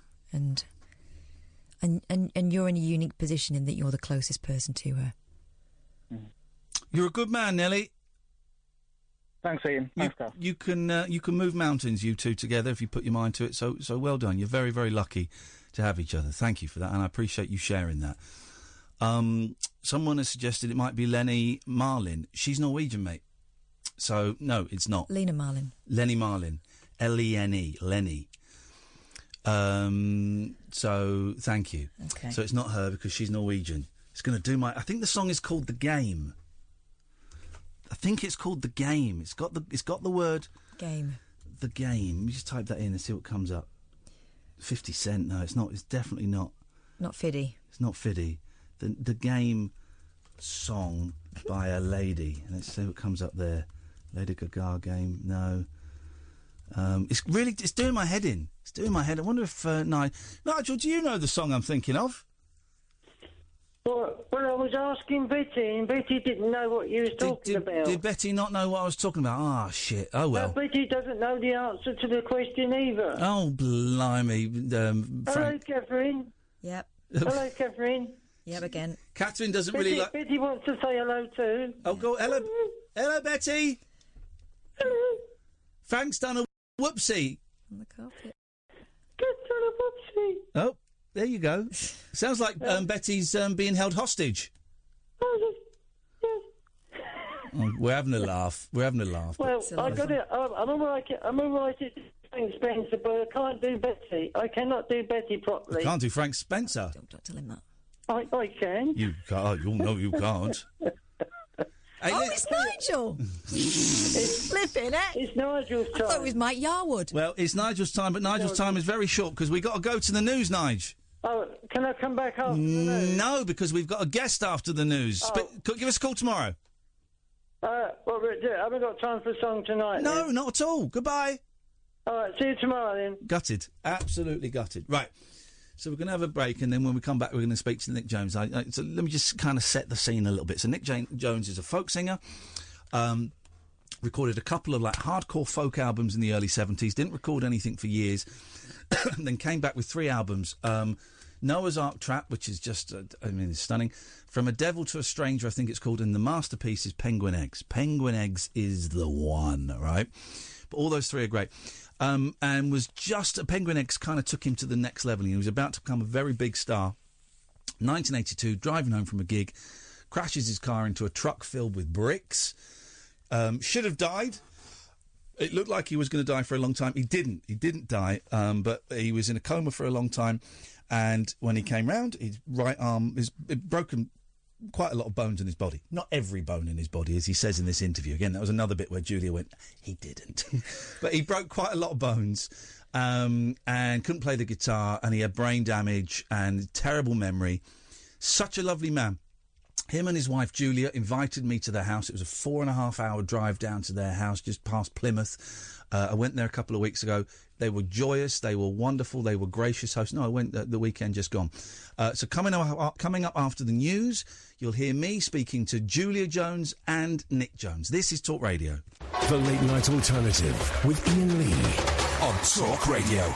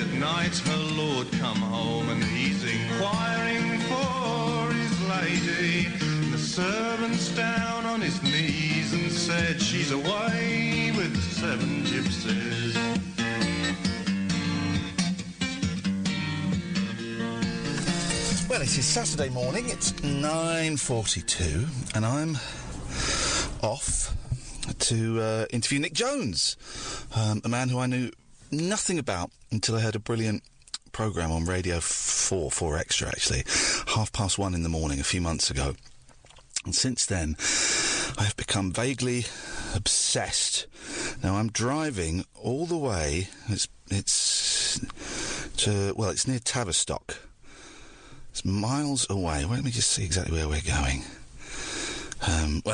It's 4 hours and 19 minutes away, 226 miles. So,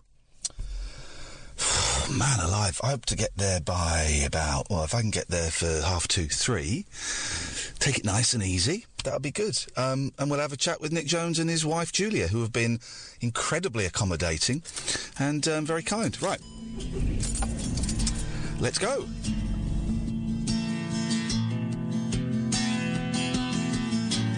'56, I sailed on board a ship called Byron One.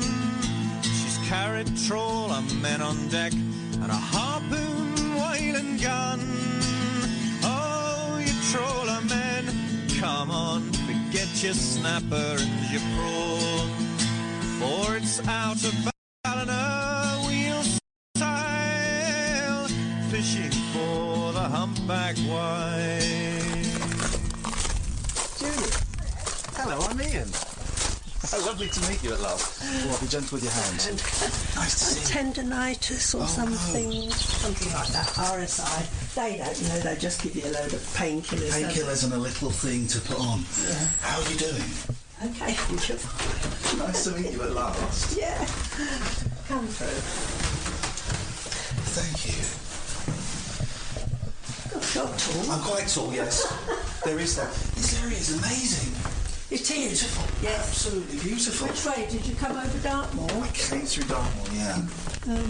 Nick. Hey, it's Nick. Iain. I'm Iain. Hey. Nice to meet you at last. How you doing, sir? Yeah, fine. I brought a bottle of wine just to say thank you very much for letting me come and say hello.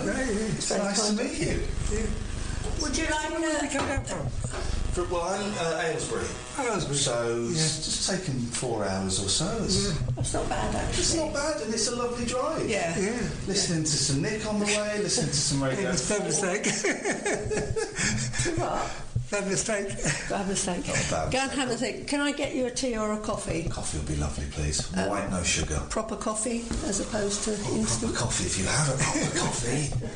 All right, well, I'm in the house with Nick Jones. Nice to meet you, Nick. That's okay. How long have you been in this house? Because this is incredible. It's an amazing view out of that window. It's a lovely place. Yeah, I've been here about 10 years. Yeah. 10 years. So. Before that, we were in rubbish places at Yorkshire. And you can't say Yorkshire. Is Yorkshire rubbish? No. And what's the place? Cambridgeshire as well. No, that was rubbish too. And Chelmsford, that was even worse.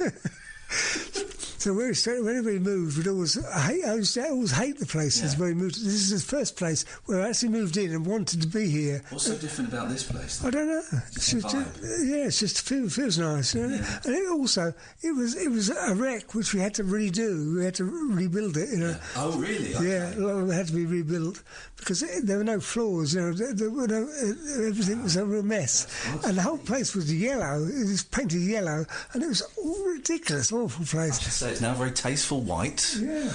There are floors. You've got floors. Yeah, that's great. There are wooden floors over there, but your cat is drinking milk out of that milk jug. Come on now, Smudge. That's not for you, is it? Unbelievable. She likes milk. Cats like milk. Apparently, it's bad for cats. Yeah. You're not supposed to give them milk. I didn't know that. Yeah. I didn't know that. I thought that was something that they liked to have, and they were okay with it. Now, Nick, I was saying, I'm going to be honest, I hadn't heard of you until about 4 or 5 months ago. Yeah. Well, I told you, I have a strained relationship with English folk, and I've tried it, and I would keep dipping in. Shall I push her down? Come on, Smudge, that's not... She's gone. I would keep trying to dip in. Well, don't whack her with your cane. It's not that bad. And there was just something about it. I just couldn't... There would be a couple of songs, and I just couldn't quite get into it. And then I heard this documentary about you on... It was on 4 Extra, 1:30 in the morning. And just the story blew me away, and we'll talk about the story in a bit. But, man, What's the story?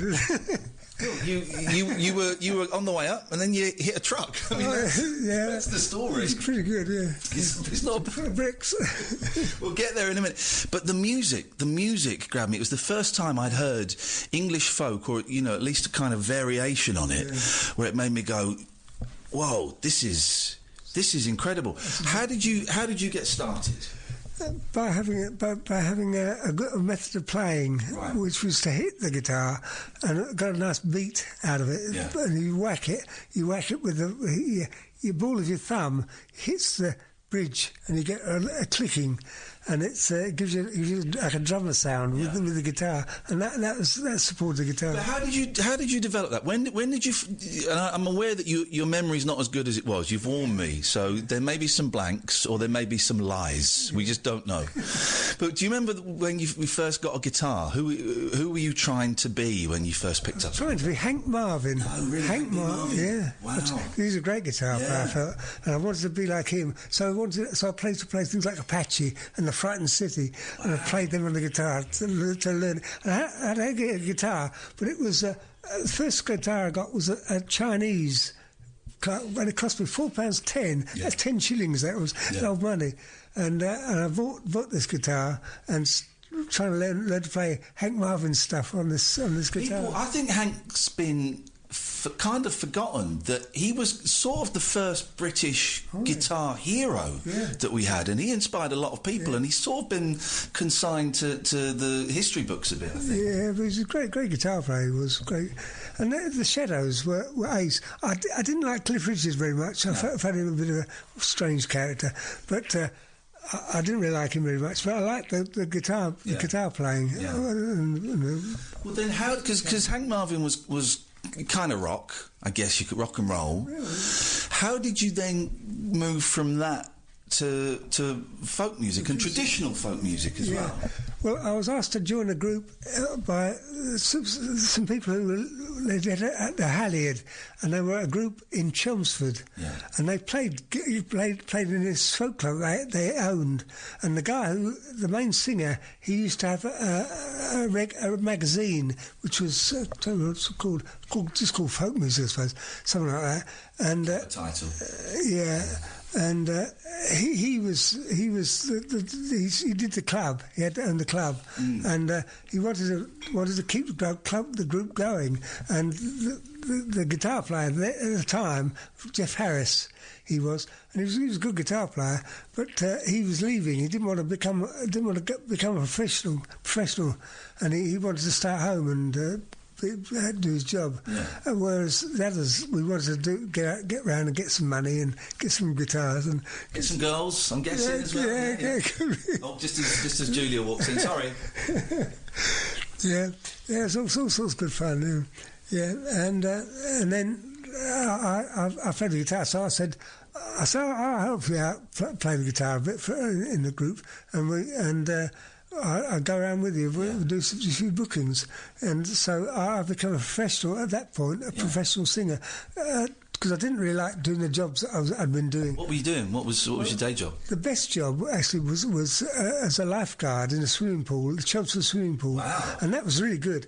But most of the jobs I was doing were office jobs, and I tried to be, sort of Mr. Smarty Pants in London, and it was rubbish. It was awful. Awful stuff, and so I wanted to stop that working. I thought the idea of singing a few songs and getting money for that was a great idea, and I realised that there was good money there. What year was this, roughly? Do you remember? Late 70s, early 60s. I'm trying to think. Well, it probably would have been like mid-60s, maybe 64, 65. Well, I was about 20ish when we started playing in the group, and that was 40, so that would be 67. 67. Because were you never tempted? Because obviously people think of 67, they think of like Sgt. Pepper and the Beatles and the Stones and all of that. You were never tempted to go down the rock route, the psychedelic kind of... That's what I wanted to do. Really? You didn't want to do folk? No. Oh. No, I just got this opportunity to get a few shekels, do a few bookings here with this program. Hoard yourself out to get some... Oh, good for you, OK. I wanted to play rock and roll, yeah. I wanted to be Hank Marvin playing Frightened City, that's what I was after doing. But you ended up in the folk group, doing the rounds. How much were you getting paid for those gigs? Well, I think at the time, it was about 20 quid per booking. That's not bad for Mid to late 60s, is it? That's pretty good. Yeah, it was okay. It's good. It's good money. And it also, in fact, it took an hour. What I didn't realise, and I should have really thought about it, was that really the majority of the job was actually driving. Right, yeah. You know, it's driving, not singing. Singing, you sing for an hour, but you drive for about 6 hours. Yeah. I've heard musicians say they do the gigs for free. They get paid for the travelling. Yeah. That's what they earn their money for. Yeah, and that's what wrecked me in the end is the travelling. And I used to go. I used to do a series of folk clubs, and then at the last booking on a tour, I'd drive home, right, which was after the singing. And I was whacked out tired. Yeah. And that's what happened. I fell asleep and whacked a lorry. Well, let's do that, and then we'll go back to the music. Because I want to kind of celebrate the music, but an integral part of your story is the car crash after a gig. When was this? 82? 82. So yeah. So I don't remember. No, of course you would remember. Sorry, I didn't. Of course you. Loads of bricks. You don't remember any of the night you played? From what I have read, you played a gig driving. Glossop, it was. Glossop, that's where the booking was. Do you remember the gig at all? No. I know I did it because I did most of the towns in England. I did, at some point. Yeah. When you were gigging around that era, late 70s, early 80s, what was the setup? Was it just you with a guitar going off in a car on your own? Yeah, you drive for a few hours to get to Manchester or somewhere and do the Manchester Folk Club, to get some money, and then go home if possible, or if I was got another booking in Manchester region, I'd then stay overnight somewhere. B&B. Yeah, and I also stay with some of the folk club, some of the folk operators. Yeah, and we. I used to do a tour for about maybe a week or so. I do in the same region. I do say Liverpool, Manchester. What's the other place? Birmingham, and then so go around. Go to an area for a week, hang out, and then come back home. Yeah. So the accident. You're driving home, and you only know this because people have told you what happened. Yeah. You hit a truck carrying a load of bricks. Yeah. What happened? I think I fell asleep. I don't remember this at all. Julia is shaking her head. Do you want to tell us? When you don't know for something, I know certain. I mean, I drove over there so many times, going back and forth to the hospital, and he'd just gone over a little bridge, and you shake. It was a bend, a notorious bend that has a road off it that reflects lights off, and if a car was parked up there, so we're not sure he went to sleep, or they reckon he didn't sleep. He had a burst tyre, but that was probably caused through the accident. And it was a new car, so whether he was fiddling, you don't know. I don't know, but I don't think it was assumed you fell asleep, because for him that time of night was quite normal. Right. A new car. I was probably got a heater. Maybe the heater. Yeah, I don't know. Who knows? We'll never know, Nick. But. Maybe the guy came out without any lights on. You're thinking of Prince Philip now. Yeah. You're getting things confused. Well, it was very strange that a friend of the driver's actually came round to see me, which I thought was very odd, asking, did Nick remember anything about the accident?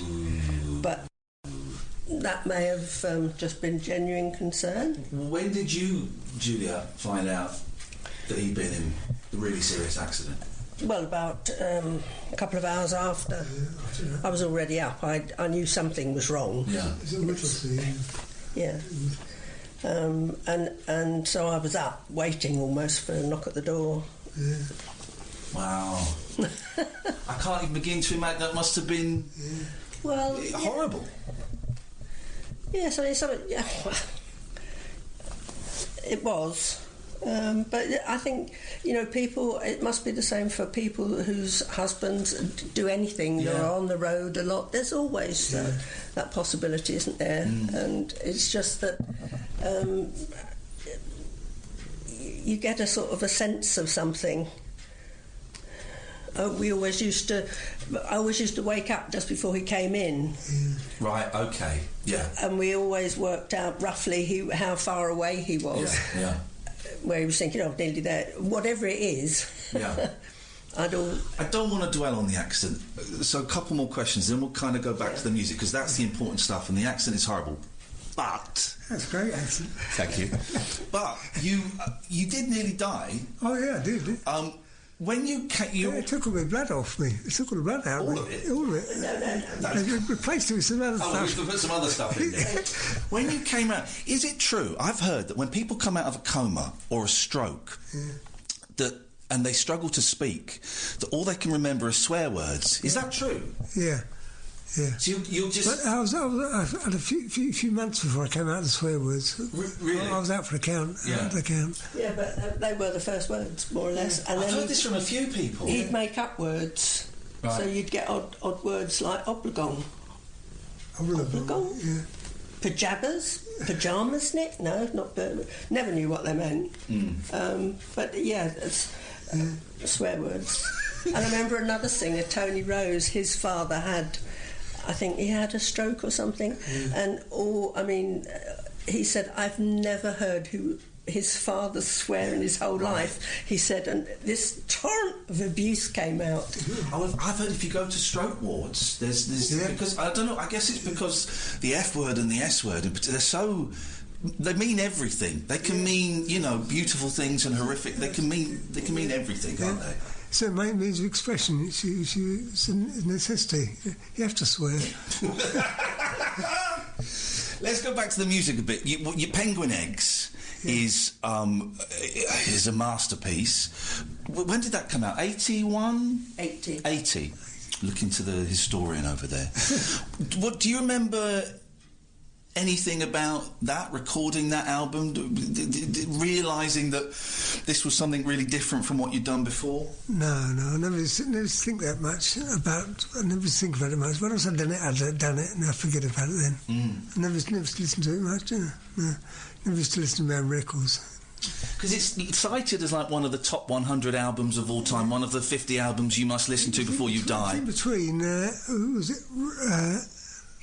Good rock singer, what's his name? Was David Bowie one of them? David Bowie, yeah, I know. And the Rolling Stones, yeah. Well, I was in between them. That's not bad, is it? Yeah. Number 79. Not that you're keeping score or anything, no. but that's something to be... that's something to be incredibly proud of. Great. And Bob Dylan nicked... Didn't he nick a song off you? Kennedy A.O. The arrangement. Yeah. Kennedy A.O. That's a great song. Yeah. He nicked it. Yeah, oh yeah. He's famously... I wouldn't want to call him a plagiarist, but... Oh, he's a great songwriter. He's great. He's great. But he's a little bit of a tea leaf as well. Oh, probably he's a great performer. I just like him. I heard him in Perth, in Australia, doing a concert there, and he was really great. I'm late to Dylan. I couldn't get into Dylan for years, and then last year I think it was Blind Willie McTell. I don't know if you know that song.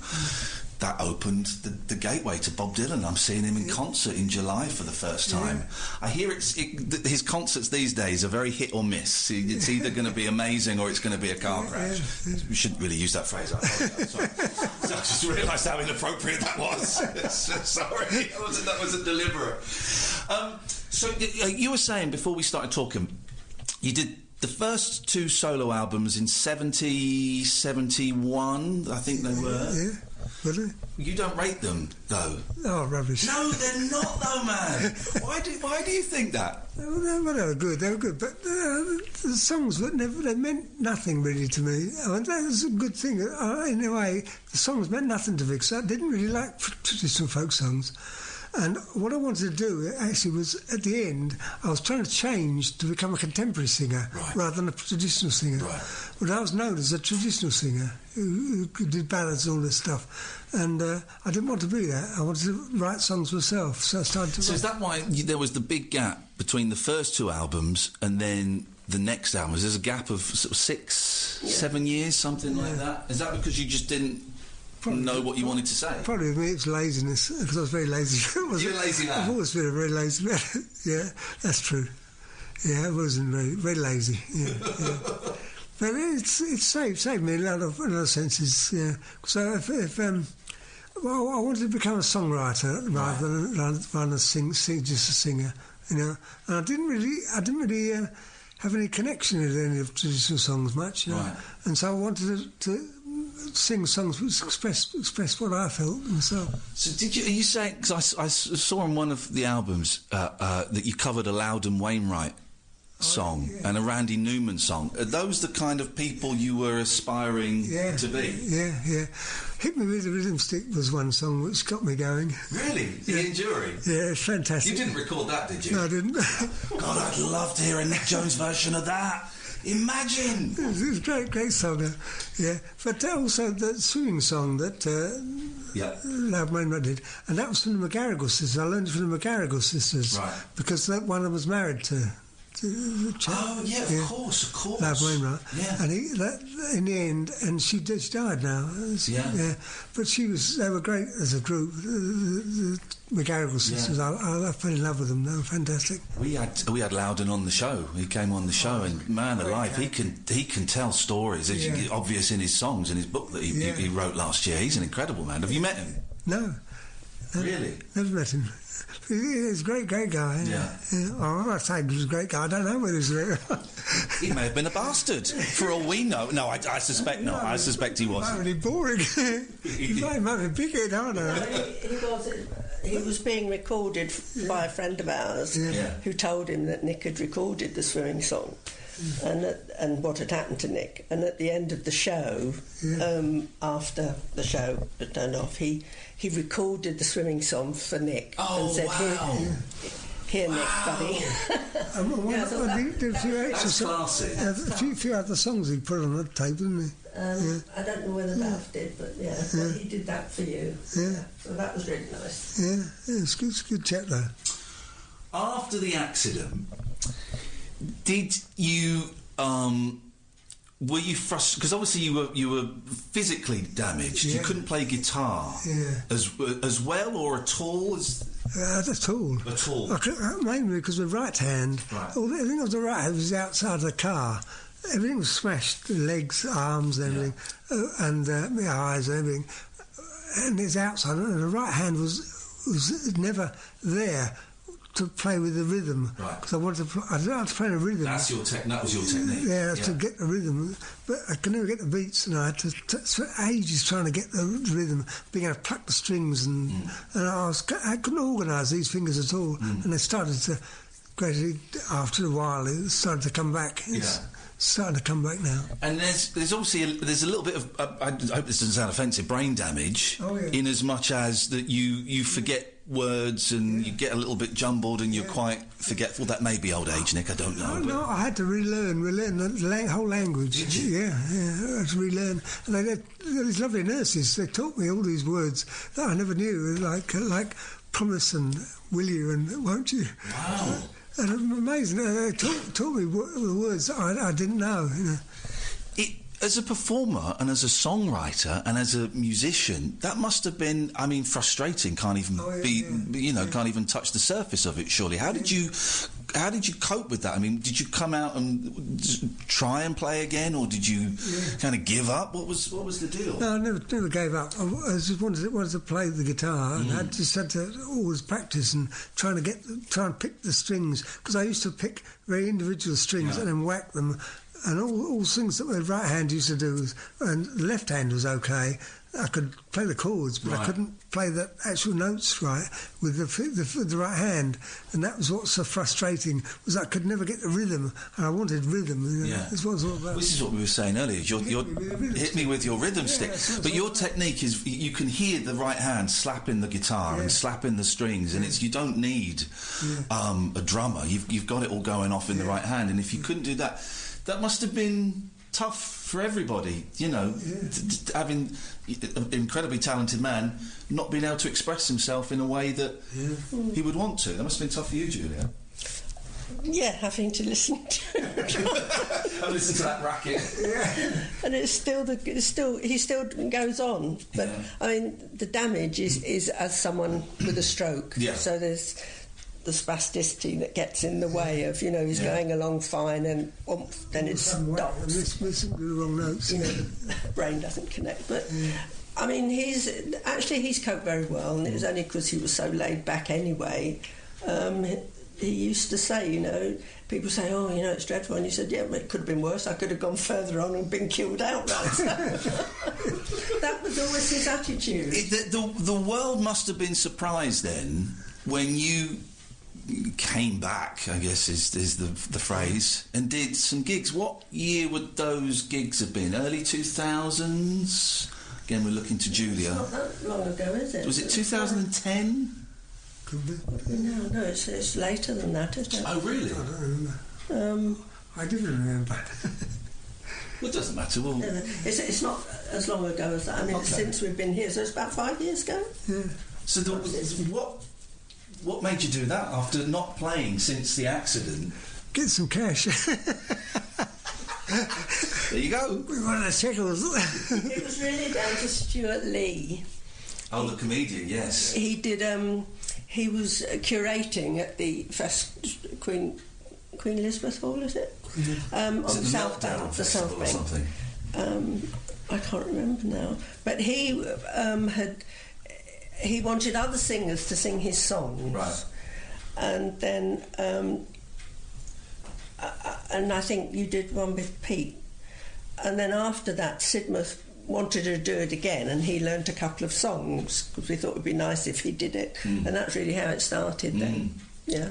Were you nervous going back on stage? No, not bothered. No, I was never nervous. But only time I was nervous is if there's someone else on the bill who was a big flash guy. If Martin Carthy was on the gig, or Eric Clapton or somebody, I'd be nervous. But if I was by myself, I was the main star. I was okay. Just enjoyed singing. Yeah. And you did a series of shows with your boy Joe. Joe, yeah. It was great fun. That was because Joe he's a great character, and everything is. I know it's not surprising. He's your son. He looks exactly like you. The eyebrows, the face, everything. He looks. It's uncanny. He's a great kid. Yeah, he's a great. Well, what was good about it? He was always. Wanted to laugh. He laughed at everything, and that's a great thing. It's a good thing. Well, I've seen a video of you two, and it is hilarious. Yeah. You're just taking the piss out of each other for the whole show, and it's quite funny because the audience don't. They're sort of like they're there for the songs and they're there to see you, thinking they'd probably never see you again. And then suddenly you two are just battling each other in the audience. Like, I don't know what is going on here. There's one thing with Caddick, we had to especially do a guitar break, and he played the break and it was complete rubbish. He followed wrong notes, it was out of time, it was hopeless, and I was taking the piss out of it then. It's good. You were telling me you didn't even know he could play the guitar. No, I didn't know, no. He'd learned over a period of time. He liked rock and roll. Yeah. He really didn't like folk music much, So what, he went away to college or something and came back? He was working up in Newcastle. Working. Yeah. And his... a couple of chaps he shared flat with, they were into music, and so really that's when he started playing with them. Right. Sort of got interested. And he was into, like you, was into rock and roll as well, slightly harder rock, I think, like Iron Maiden and stuff, you were saying. Yeah. What was it like being on stage with your son? That must have... I'm assuming it was a thrill, wasn't it? Yeah, it was exciting. Yeah, it's good. It's great. Yeah. I was very proud of him. Yeah. He was a great kid. Yeah, it's really good. But he thinks nothing of it. He doesn't cash in on it. Right. He could do loads of bookings, but he never does them. Never bothers to do. Well, we were saying before, it must be tough because I imagine there was a certain amount of pressure on him to kind of be you, to be the next chapter in the Nick Jones, a tribute to my father. And I guess if you don't want to do that, you don't want to do that. No, he doesn't. No. He could earn a living playing the guitar and singing and that, but he would never bother to do it. You did a couple of new songs in there. Now, there was a song that I saw that's in the documentary. There's a great documentary about you, and the song called Now. Oh, yeah. Do you remember that? Yes, brilliant song. No, it is a brilliant song. Well done for acknowledging it. Honestly, I think I listened to it. I'm going through a divorce and there's all kinds of stuff going on. So you get a poignant song like that. Oh, it just gets me there, man. It's spiritual. The great thing is that the only point in time when we really know that history is gone and the future is not here yet, and what is here is now. And that's made me realise that this is just what it's all about now. Yeah. Got to be happy now. I don't want to be happy in 2 years' time, so we did then. Or I wasn't happy 2 years ago. That was a bit boring. But the now is important. So when are you going to... You're writing songs all the time, are you? I'm trying to, yeah. How do you do it now? If you're struggling with the guitar, do you just kind of sit there with a tape recorder? What's the technique now for writing? Well, if I feel that I've got something, that's an idea, I'll start to write things down and work with it that way. Just write things down and try and make them sound like a possible tune. And often the tunes themselves are simple, because the words express the tune, and people don't realise this. I think that the tune is easy because the meaning of the words tells you what note to play. Right, really? Okay. Surprising. That's interesting. Yeah. And is there a plan? Are you going to record these songs? Are you going to release these songs? That'd be a nice idea. Yeah. Well, do it then. Do it. Julia was telling me that you'd recorded a version of Now, but you and Joe didn't think it was good enough. Yeah. That you're perfectionists. Yeah. And you don't want to put it out. Yeah. I don't know. I don't remember that. It is going out though. Is it going out? Yeah, on one of Topic's introduction. Oh, fantastic! Oh, is that right with the piano? That's with Linda playing, piano. I don't think Joe's playing on it. No, he did it with piano. And you must have heard his new songs. Any good? Oh God, this is awkward. No. This is awkward. Nick wrote Now a few years ago. It was after the accident, right? And he tends to get focused on one. I mean, we've got loads of drafts of things, right? But very few actually come to fruition. Right, okay, I see. Yeah. Because they're crap. Yeah. Nick's not a natural songwriter by his own admission. Okay, so you kind of got to drag them out. To get an idea which is so philosophically worth doing. Yeah. And the Now song was once I got the idea there, that was it. It was good. You going to do any more shows? Or are you done playing live shows? Who knows? Really? It's not... I might be dead in the future. Oh, come on, man. We're all going to be dead in the future. We're all dying, but... Yeah, we're all slowly dying, yeah, it's true. But, maybe. I mean, it'd be nice to do some bookings every now and then, but... Yeah. If my guitar playing... He doesn't like travelling. Right. Yeah. It's too much for him. Yeah. And Joe lives in the north. Yeah. Backing tapes. That's what everyone's doing now. You need backing tapes. You need some... Yeah. I'm joking, of course. You don't want backing tapes. That would be terrible. Yeah. And his voice isn't, as you can hear, isn't that strong these days. Yeah, but this, I think, because listen, I'm a big fan of a lot of old groups. I like the Beach Boys and the Monkees and all of that kind of stuff. Monkees are rubbish. Shut up, Nick, please, don't. I don't want to fall out with you. But the Beach Boys are great. Yeah, but they're old, and a lot of their shows are kind of fueled by the love from the audience. Again, in that documentary, in the DVD of the concert that you sent me, Julia, you can feel the love from the audience coming off towards you and Joe. Yeah, it's good fun. Yeah. No, mate. I wasn't a Beach Boy, so. There's only one original Beach Boys. The rest are all kids now doing it. That's what they do. They get their boys to come in and do it. Yeah. You got any regrets? You don't seem like the kind of man that would have regrets. I regret driving in the wrong place. I regret hitting the book. Just. Are you bitter about that? Is there any part of you that is like, shit, that bloody truck? Well, no, because I mean that's what happened. Doesn't matter. Yeah. Well, it does matter to me, but the worst thing I did, they made me have to play the guitar better. Yeah. But the good thing is, as a guitar player in the old days, when I used to go in the folk clubs, I wasn't a very good guitarist. I had a reputation of being a decent guitarist, but that was not really true. I was a bit of a fake guitarist, yeah. Is that what you think? Yeah, I do. Isn't that funny? I've got a good rhythm. Yeah. The rhythm of beats, but I used to tune the guitar so as it was something else. But you did session work. You did session work for one of my mum's favourite singers, Barbara Dixon. Yeah. You don't get asked to go and play on other people's records if you're crap. No, yeah. So you must have had something going for you. Oh, yeah, got a rhythm, But I never really understood how to play the guitar as a main instrument. It was a clever instrument. The way the frets are laid down, it's a fantastic guitar. But I never used to play in a straight tuning. Right. I used to do fake tunings. Yeah.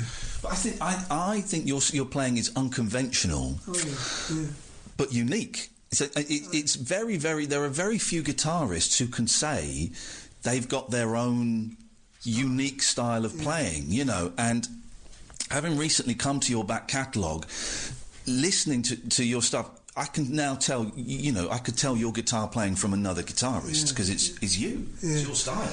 The great thing about, what I liked about my guitar was that it's sort of space. There was lots of gaps, which people fill the gaps in themselves from listening, and the words fill the gaps as well. But some people, they play too fast and they've too many notes, they wreck it. But one of the guitarists knocked me out was, say, like Martin Carthy. He used to leave a lot of space, and that was a great thing with space. And I realised that what the guitarist needs is not to play the guitar too much, but to play it at the right moment. Ry Cooder, he was my space man. He was a great guitar player because there was lots of space in it. I think that's an excellent observation. When we do the radio show, me and my friend Catherine, one of our top weapons is silence. Because you get radio hosts and they just talk. They think they've got to fill the gap. No. Be silent. Let the guest speak, or let the listener, like you say, fill in the blanks. What guitar were you playing? You had a custom-made guitar, didn't you? Do you remember? There was filed guitars. The guy who made those was a great guy up in Manchester way, and he was a really nice chap. He was, but his guitar was what I always had.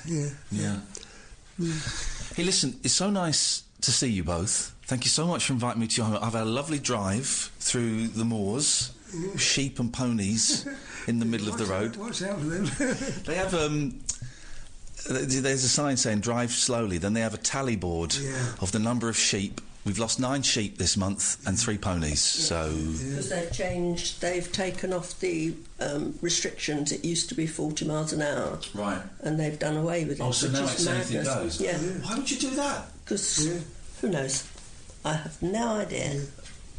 Oh no, that's crazy. I was driving very quick. As soon as I saw the first sheep in the road, it's like, oh right, okay, this is where we are.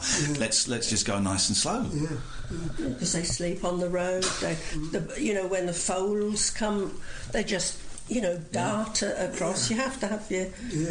We usually do just about 30, especially in lambing and foaling. Well, it's very nice to meet you. Are you able to? I've got a couple of CDs to sign. Are you able to sign? Oh yeah. Okay, beautiful, fine. I'm not going to put them on eBay. One's for me, one's for my mate's dad who had a ticket to see you, and then you had your bloody accident. So he will be. This will make up. This will make up. So sorry. Hey, listen, Nick. So nice to meet you, Julia. Thank you so much for inviting me into your home. I keep my fingers crossed that maybe I get to see you do a show one day. Right. Thank you, Nick. Okay.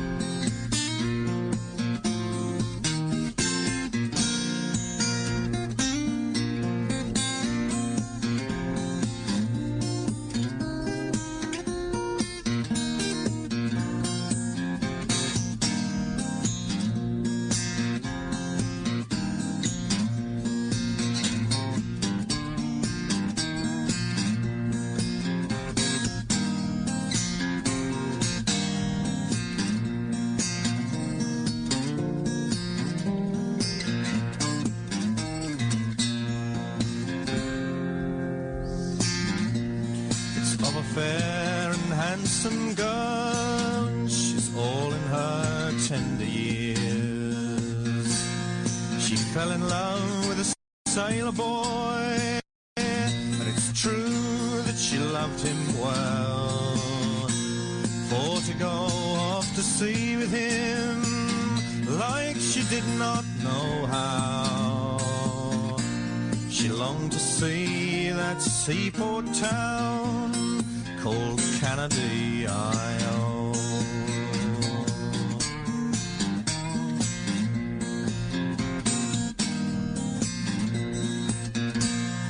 So she bargained with a young sailor boy, it's all for a piece of gold.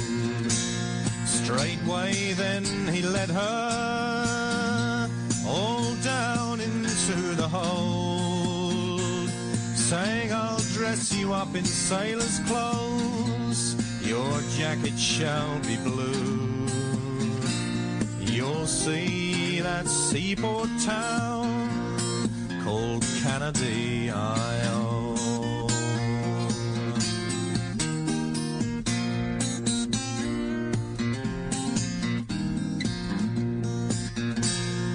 Now when the other sailors heard the news, well, they fell into a rage, and with all the whole ship's company, they were willing to engage, saying, we'll tie her hands and feet, me boys, overboard we'll throw her, and she'll never see that seaport town called Canada.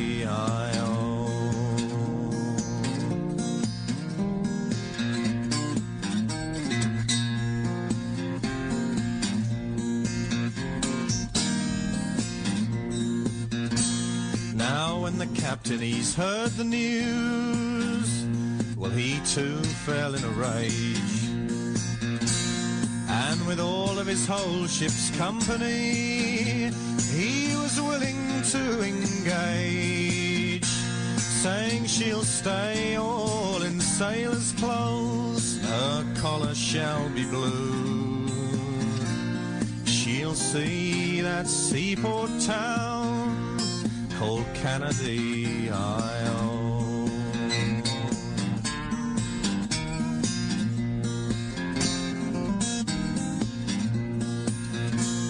Now when they came down to Canada, scarcely above half a year, she's married this bold captain who called her his dear. She's dressed in silks and satins now, and she cuts a gallant shawl.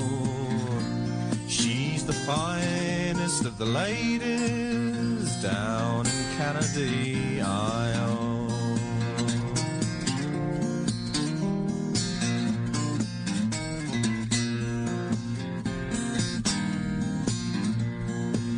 Come all ye fair and tender girls, wheresoever you may be, I'd have you to follow your own true love when he goes out on the sea.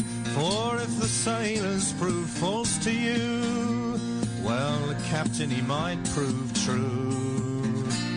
You see the honour that I